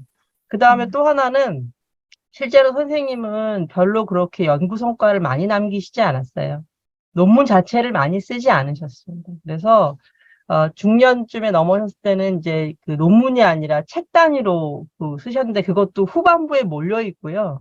중간 단위는 사실 거의 논문도 쓰지 않으시고 책도 쓰지 않으셨기 때문에 그 연구 성과가 이제 뒤에 지금 워낙 거질이 몰려 있어서 그렇지, 남들 같으면 사실 그 거질에 들어가는 내용을 뭐 논문에 이렇게 학술지에 실으시면서 아마 쓰셨을 건데, 선생님은 저 학술지 같은데 한 군데도 내지 않으시고 그냥 원고를 모아가지고 A4 한 500장, 600장 되는 걸 책으로 내셨거든요. 그러니까 사실은 그 연구가 많지 않고 많지 않은 연구를 어쨌든 그 중심에 모아서 하신 셈이고요. 불교 가지고 그 글을 쓰시거나 하실 계획은 없으셨던 것 같아요. 그래서 저희한테 뭘 연구하겠다, 뭘 하고 싶다 늘 말씀하셨었는데, 불교를 연구 대상으로 말씀하신 적은 사실 한 번도 없습니다. 좋아하신 거랑, 그리고 마음으로 따르신 거랑, 학술적으로 연구해서 성과를 내는 건 다른 문제이기 때문에, 이규 선생님 철학에서 중요한 부분이 불교인 건 맞지만, 학문적인 어떤 성과로서는 비중이 약해질 수밖에 없었던 것 같아요.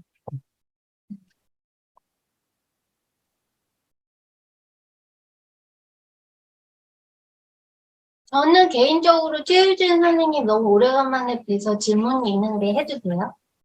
좀 하세요, 뭐든지. 제 목소리가 잘 들리나요? 들리나요? 예, 들립니다. 이걸 꺼주세요. 지금, 공유한 걸 끄면 얼굴이 더 크게 나오니까. 공유한 걸 꺼주세요. 네. 공유한 걸 꺼요? 화면을요? 네. 네. 그걸 공유를 꺼주면은, 화면 공유를 끄면은 소리가 더 크게 나와요? 화면이 더 크게 나오기 때문에. 옳지. 네. 화면이 맞네. 자, 얘기하세요. 안녕하세요. 아니, 제가 그냥 궁금한 건데, 그 주체성 개념을 불교에서 다룰 때, 혹시 깨달을 각자 있잖아요. 예, 예. 그것과 혹시 연관돼서 뭐 이렇게 나온 혹시 그런 분석이 있나요? 제가 이거 개인적인 거예요, 그냥. 주체성요? 예, 예. 주체성과 깨달음과 각자랑 혹시 연관돼서 혹시 뭐 분석되는 그런 논문들이 혹시 있나요? 글쎄요. 저는 아니면 혹시 주체성을 어떤 식으로 다루고 있는지 궁금해서. 주체성? 그러니까 네. 가령 불교에서는 주체성 그러니까 그렇죠. 불교에서 가장 핵심적인 문제 아니가 자아 문제 아니에요. 무아. 그러니까 무아 문제를 뭐 중요하게 생각해서 얘기를 한다 그러면 뭐 핵심적인 문제죠. 아의 문제는, 자아의 문제는. 근데 그게 아니, 이제 주체성과 바로 뭐 연결이 되겠죠. 그러면은 그건 핵심적 불교의 핵심이야 뭐 바로 무아 사상이다. 이렇게까지 얘기하니까 그 아를 주체성이라고 연결시켜서 얘기하면은 무아사상이야말로 불교의 핵심이고, 그러니까 주체라고 생각하는 주체성 뭐 이런 건 따로 없다. 이렇게 얘기가 되겠죠. 그러니까 깨달으면은 그걸 이제 각과 연결시키면은 깨닫기 전에는 지가 있다고 생각해갖고 주체성 얘기하지만 깨닫고 나면은 자아가 없어지니까 주체성 뭐 이런 거에 대해서 얘기를 하지 않을 거다. 뭐 이렇게 될 것 같은데 모르겠어요. 그러니까 근데 그것만 그 따로 이렇게 논의는 안 되는 거죠. 그러니까, 예. 그것만 네. 따로요. 그러니까 아니, 주체성이란 말과 자아란 말과 그렇죠. 같을까 그렇게, 다를까? 그거에 관련된 어떤 논문이나 뭐 혹시, 그건 뭐 하여튼 제가 뭐 본 적은 없고요. 주체성과 네. 자아가 같냐 다르냐. 그 부분은 제가 생각하기에 주체성이라 그러면, 근데 제가 볼 때는 그 이규 선생이 박종호 선생 영향도 많이 받은 것 같아요. 박종호. 제 얘기 들립니까, 혹시? 네, 잘 들려요. 예.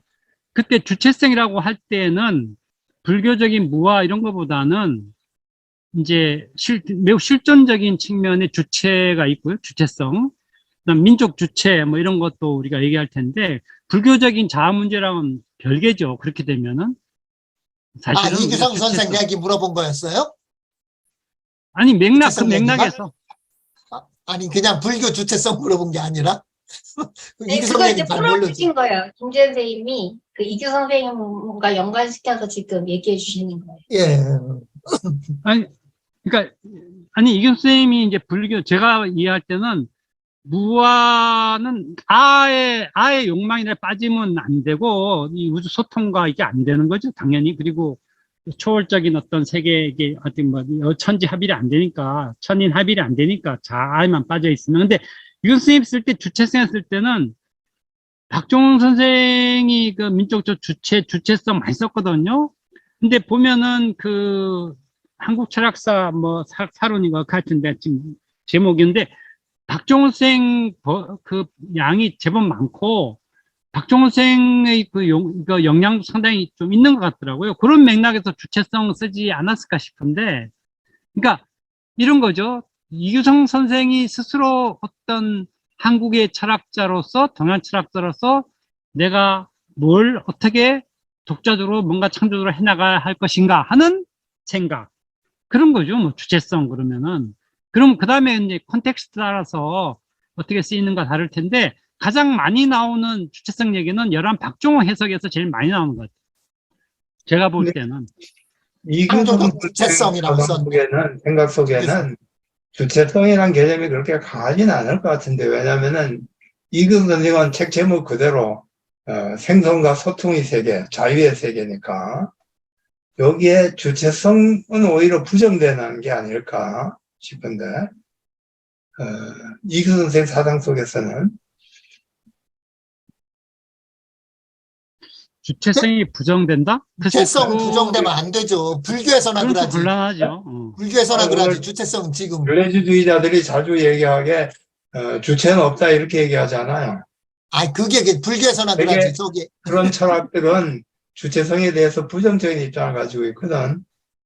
근데 이규성 선생의 생각이 상당히 그런 측면에 가깝다. 들레즈라든가 벨그송이라든가 이런 생각을 갖기 때문에 주체성 개념보다는 오히려 소통, 뭐 생성, 자유 이런 개념에 더 가깝다는 거예요.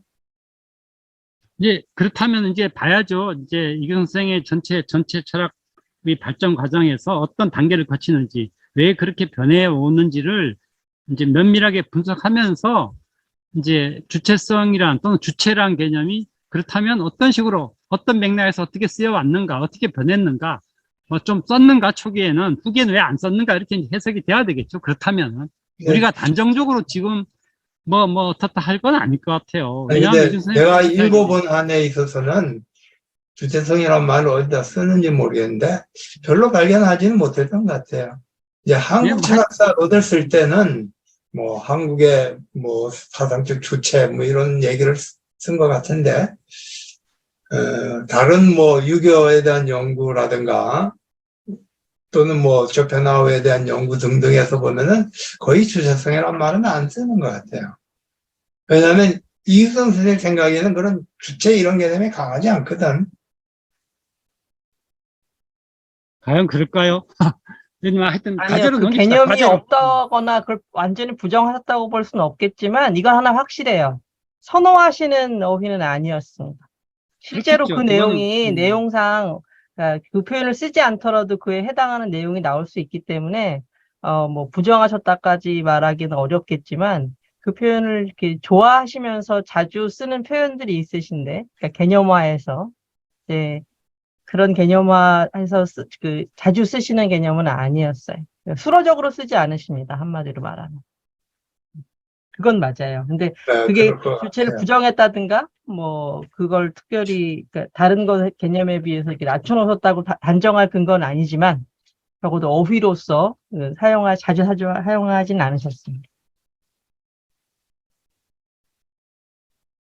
하여튼 뭐 박종옥 얘기할 때는 현실과 창조적 주체성 딱 이렇게 시작을 하네요. 박종옥 연구에서는. 음.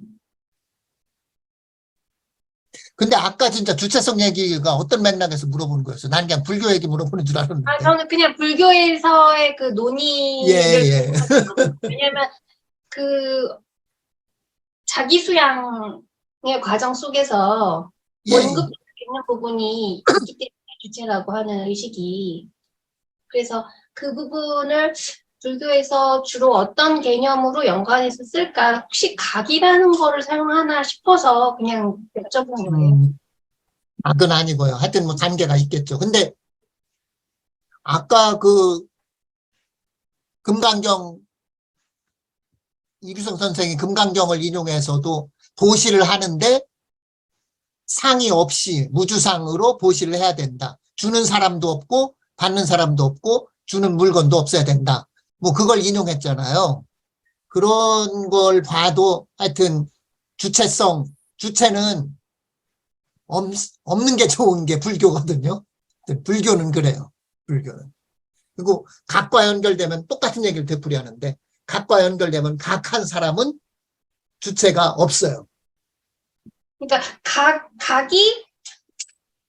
각의 단계가 각도 여러 가지 단어로 무슨 각 이렇게 많이 사용되기 때문에 예, 예. 예, 그래서 혹시 그거를 더 세분화 시켜서 거기에서 혹시 논의가 되나 싶어서 그래서 여쭤본 거. 내가 뭐 요만큼 없어졌다, 요만큼 없어졌다.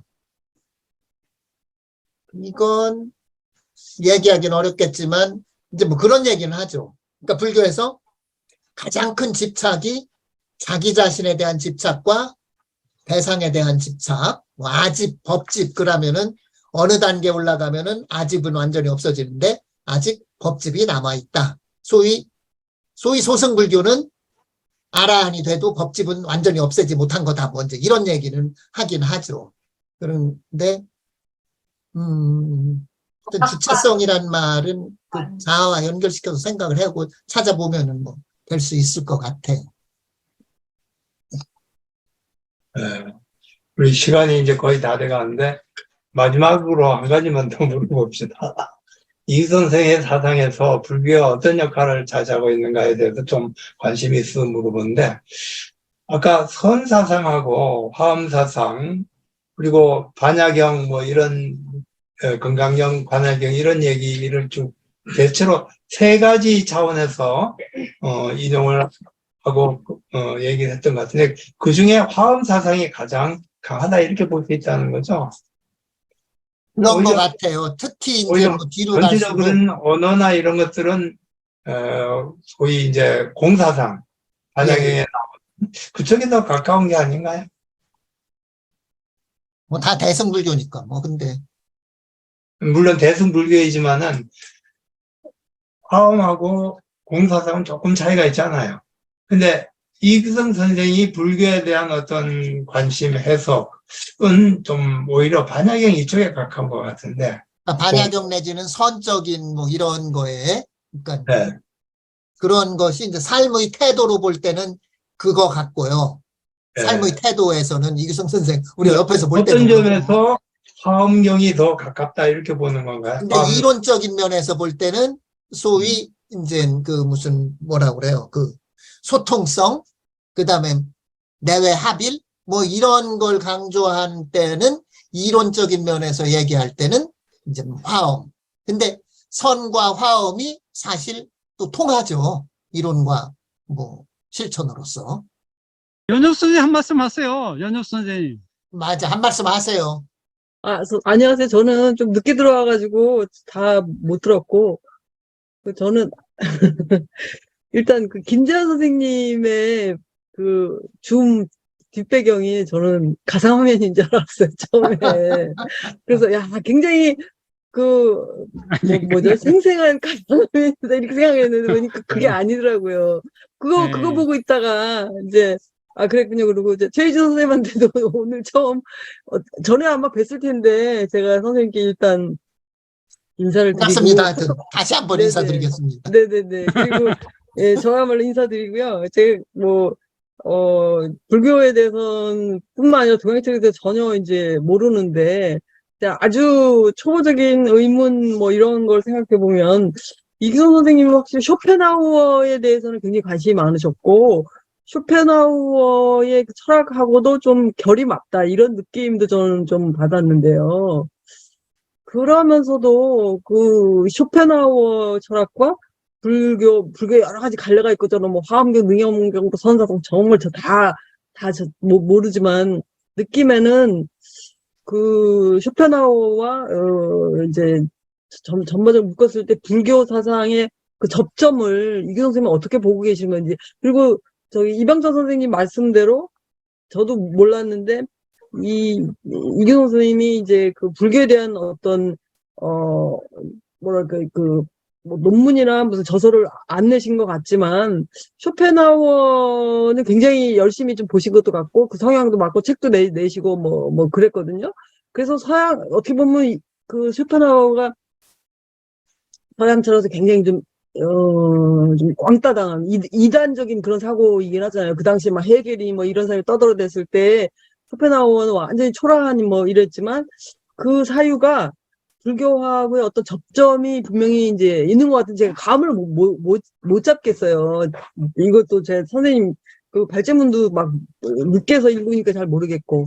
근데 그냥 아주 초보적인 질문을 한다면 그 접점이 뭐 간단히 뭐다 어떤 측면으로 그러니까 접점이 없을 수도 있는데 그 접점을 이규성 선생님이 보신 건지 선생님 개인적으로 또 쇼펜하우어와 불교의 어떤 접점은 어떤 점인지 이런 거 간단히만 설명을 좀 부탁드리겠습니다. 네.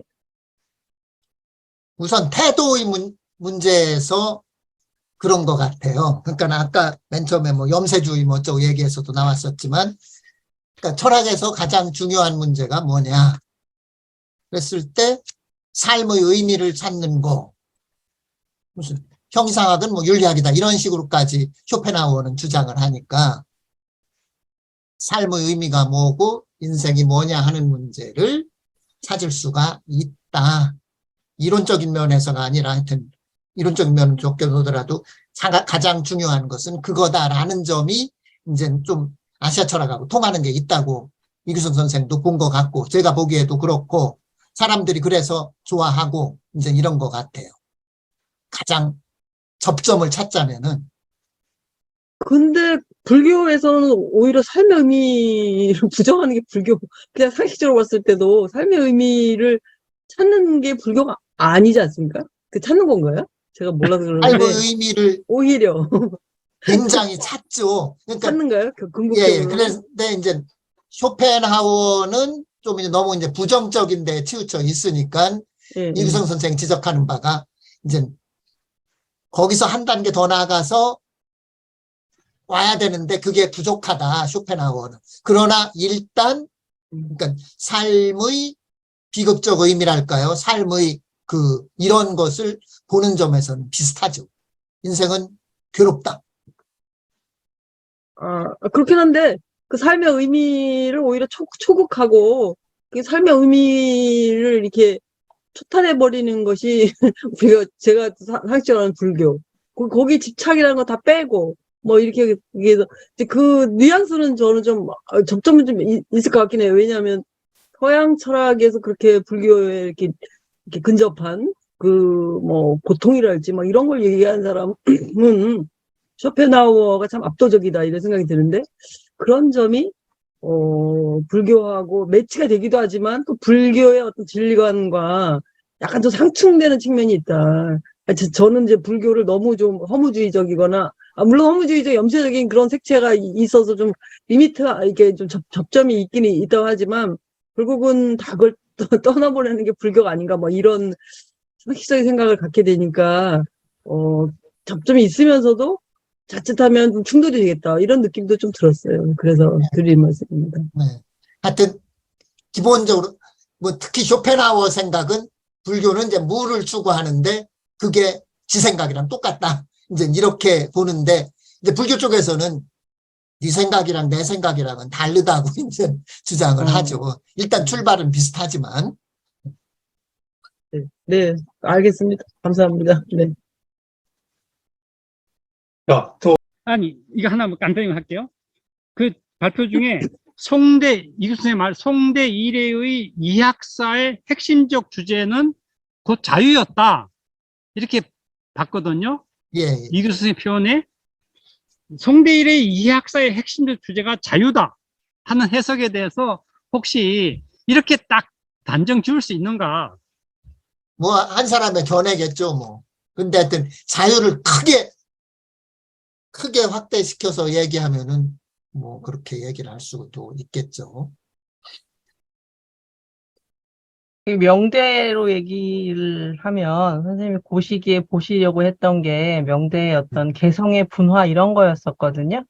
네. 자유라는 말을 너무 이제 강하게 해석하면 부담스럽지만 그 명대 이후로 유학 안에서도 개성이나 개인성을 추구하려고 하는 그런 경향이 나타났다는 것을 확인할 수 있어서요.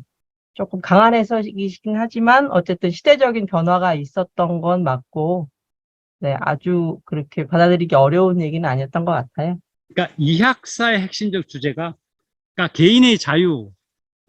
그러니까 이렇게 이학사라면 이학을 통틀어 이학사인데 이학사의 네네네. 핵심적 주제가 자유다. 이렇게 아니, 그러니까요. 예를 들어서 송대 이후에 이학사는 명대밖에 없잖아요. 청대는 이학사라고 할 수 없으니까요. 그죠?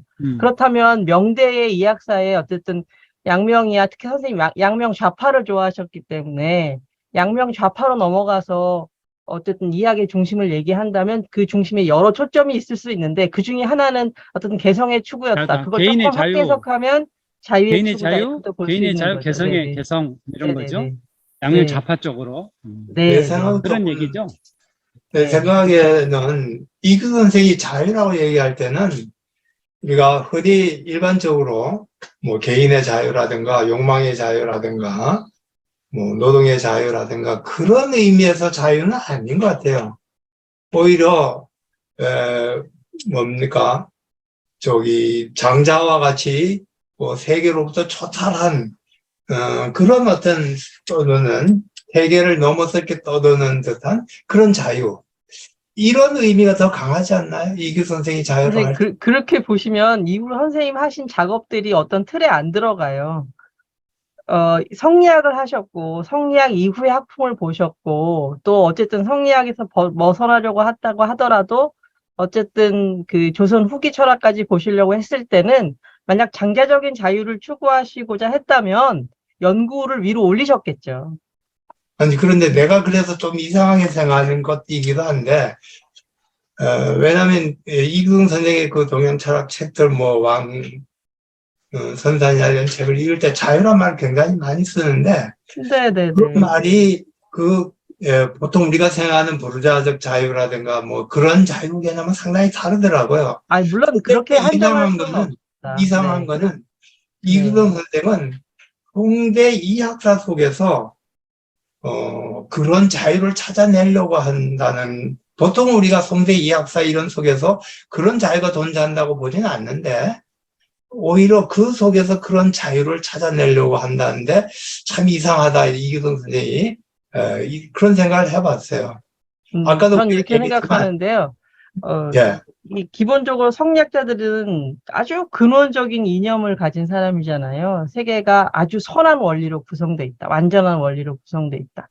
그게 현실에서는 실현되지 않을지라도. 그래서 사실 그 이기론이라고 하는 형이상학적 전제를 가진 사람이면 어디에도 다 통할 수 있어요. 어디에도, 리의 완전성을 인간이 다 갖고 있는 거잖아요. 그걸 인정하니까 사실 그 현실에서 그게 부딪히는 거지, 근본적으로 이념형 안에서 인간은 모두 자유예요. 그러니까 이규성 선생님 생각하시는 그 자유는 리를 선취한 사람들의 자유의식에 가깝고요. 그게 물론 부르주아적인 그런 식의 뭐 욕망의 해소나 뭐 욕망의 실현이나 이런 정도에 제한되지 않는 것도 맞지만, 어떤 이념 없이 그냥 개체가 완전히 풀어헤쳐진 그런 식의 자유를 추구하셨던 것 같지는 않아요. 그래서 이념을 완전히 체현한 자가 누릴 수 있는 자유, 그래서 성리학도 하시고 왕부지도 보시고 계속 그런 식으로 여전히 리라고 하는 개념을 떠나지 않는 학자들을 다루신 거죠. 제가 지금 찾은 이거 아마 중국 현대 철학사론에 아마 넣으신 글인 것 같은데, 제가 지금 출입 관계를 봐야 되겠지만, 그 풍우란 갖고 쓰신 책, 그 제목이 있어요. 이게 동서융합과 분석적 심리학인데, 지금 제가 저 원래 책이랑 지금 비교를 못 해봤거든요. 근데 결과적으로 풍우란도 리학이라고 하는 것을 어떻게 그 당대에 맞춰서 재조정해 보려고 했는지에 초점을 두고 다루시거든요. 그래서 이 리라고 하는 개념을 완전히 벗어나거나 그걸 혁파하거나 이렇게 깨는데 관심이 없으세요. 그렇다면 제가 보기에는 그 장자적인 자유보다는 형이상학적인 근원성으로 이렇게 한마디로 말하면은 활용관통하는 그 리의 차원에서 완전히 활용관통하는 그런 식의 자유를 생각하신 게 조금 더 맞지 않나, 그런 생각이 듭니다. 그렇죠. 그러니까 근본적인 자유예요. 근본적인 자유. 그러니까 쇼펜하우어가 자유라고 그럴 때 그게 뭐 개인적인 자유 이게 아니라 그야말로 개체까지 넘어서는 이런 걸 얘기한다고 설명을 하고 있거든요. 그러니까 쇼펜하우어의 자유도. 그렇다면은 이학도 역시 이제 성리학도 역시 마찬가지로 이제 그런 식의 개념으로서의 자유. 만약에 예. 자유라는 개념을 이규성 선생이 쓰는 자유라는 개념을 그런 합리적 또는 도덕적 자유 그런 의미에서 해석한다면은 또 한 가지 안 풀리는 게 있어요. 이규성 선생이 동시에 자유와 소통이라는 얘기를 많이 하는데 그러면 그렇죠. 소통이라는 개념이 안 나오게 되는 거죠. 그런 자유에서는 도덕적이고 합리적인 그런 자유에서는 소통의 세계가 나오지 않거든요. 생선과 소통의 세계가. 근데 그 그렇게 자유는 본다면은 합리적인 자유랑은 다르고요. 무엇보다 도덕적 자유랑은 다릅니다. 그러니까 이 성리학을 굉장히 사실은 어떤 면에서 서양의 그 종교적인 차원에서 해석하시려고 하는 경향이 강하셨는데, 신 앞에서 자유를 느끼듯이 완전히 신에 합치된 사람이 일종의 자유를 신비 체험 통해서 자유를 느끼듯이 성리학에서도 근원적인 차원에서 어떤 그런 개활하는 자유를 경험하시는 것 같아요. 그러니까 단순히 도덕에서 풀어헤쳐져 가지고 하고자 하는 걸 하는 그런 차원이거나 그런 이게 합리성 차원의 문제는 아닌 거죠. 그래서 저는 훨씬 어떤 면에서 종교적이거나 더 형이상학적인 차원으로 해석을 하는 게 선생님이 경향하고 맞는 것 같아요.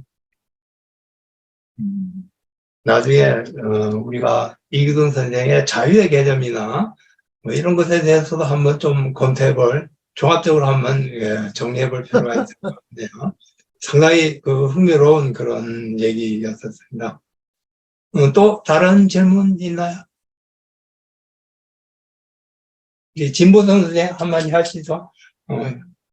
내가 발언 기회를 안 드린 것 같은데 마지막으로 우리 진보 선생 발언 한번 하시죠. 네, 오늘 이규정 선생님의 책을 읽으면서 중점적으로 봐야 할 개념이나 이런 것들에 대해서 오늘 좀 얻고 가는 것 같습니다. 그리고 예전에 이규정 선생님이 불교 얘기를 하실 때는 제가 들은 거는 유식이론에 대해서 굉장히 오랫동안 강조를 하면서 막 강의식으로 말씀하시는 게 기억이 나는데, 그런 얘기들은 오늘 보니까 별로 나오는 것 같지 않아서 이제 의외였고, 그리고 이제 이규정 선생님이 불교에 대해서 보통 그 책에 인용하거나 쓰는 그런 것들이 예, 또 삶의 태도와 굉장히 연결이 되어 있다는 것에 대해서 굉장히 수긍이 가네요. 예. 그런 면에서 어떻게 보면 좀 불교에 대한 이규 선생님의 입장이나 그런 게 전반적으로 좀 들어있는 것이 아닌가. 책이라든지 연구, 어떤 그 일생의 연구에 전반적으로 그런 게 조금씩 녹아있는 게 아닌가 그런 생각이 들었습니다. 예전에 주의 발표 그때 준비할 때도 꼭 그런 생각이 들었는데요. 지금도 그런 생각은 맞는 것 같다라는 생각이 듭니다. 예. 예, 그런 것 같아요, 정말. 딱 녹아 있는 것 같아요. 시간이 좀 많이 지났는데, 이 정도로 오늘 토론은 마치도록 하죠. 전에도 얘기했습니다만은, 오늘 지금까지 쭉 발표해 많은 분들이 해왔는데요. 나중에 이걸 이제 좀 정리를 해서 책으로 묶어내려고 합니다. 그러니까 오늘 발표하신 우리 제이진 선생께서 요거까지 만들어야 돼요. 큰일 났네. 오늘 좀 완성시켜서 나중에 책에 실었으면 좋겠다 생각합니다. 자, 오늘 발표는 이 정도로 하고요. 다음 발표는 아까도 얘기했던 것처럼 이규 선생의 말년에 굉장히 대중계에 대해서 깊은 관심을 가졌던 것 같은데요. 그래서 뭐 만주까지 찾아가기도 했던 것 같은데 왜 대중계에 대해서 그렇게 관심을 가졌는지 좀 알고 싶었습니다. 마침 우리 한철년에 김정철 선생이 그 이규선 선생의 대중교 사상에 대해서 생각한 게 있다고 하니까 그걸 좀 발표를 하시겠다고 합니다. 그래서 다음번 발표 때는 대종교 사상에 대해서 한번 들어보도록 하겠습니다. 오늘 또 뭐 많은 주제들이 나왔는데요. 아까 특히 자유개념, 이규성 선생 자유개념에 대해서도 한번 종합적으로 정리해 볼 필요가 있을 것 같아요. 왜냐하면 이규성 선생의 사상의 가장 핵심을 건드리는 말이 그 자유란 개념일 것 같으니까요. 나중에 우리 동행차를 하시는 분들이 좀 특히 좀 정리를 해서 발표를 해 주셨으면 좋겠다 생각합니다. 자, 다음번 만나는 날짜만 정하고 오늘 얘기는 이제 마치려고 하는데요. 날짜가 언제가 좋겠습니까? 2달 만에 우리 한번 하니까 10월, 보통 우리는 두 번째 금요일에 했는데 10월 두 번째 금요일은 13일이네요. 10월 13일. 다들 괜찮겠습니까? 특별히 이의가 없으면은 제가 독단적으로 13일. 자, 그러면 우리가 다음번 얘기까지 마쳤고요. 마지막으로 뭐 더 부탁하실 얘기는 없습니까? 오늘 특별히 발표를 해주신 우리 최유진 선생님, 대단히 고맙습니다. 박수 한번 쳐주도록 하겠습니다. 고맙습니다. 그리고 내가 사회가 좀 매끄럽지 못했는데, 이 김재현 수고하셨습니다. 하여튼간에 받아들여서 수고하셨고, 왜냐하면 네. 그래도 참여한 분들이 조금씩이라도 다 이렇게 좀 하고 이런 기회를 주셔야지 가능합니다. 내가 너무 좀 관심이 많아가지고 너무 좀 집중하느라고 그랬던 것 같아요. 미안합니다. 다음부터는 제가 조심하도록 할게요. 자, 그럼 오늘 이걸로 마치도록 하겠습니다. 네, 수고했습니다. 수고했습니다. 고맙습니다. 마쳤고요. 이걸로 마치도록 하겠습니다. 이렇게 들어가십시오. 네, 네, 수고했습니다. 나가겠습니다. 네.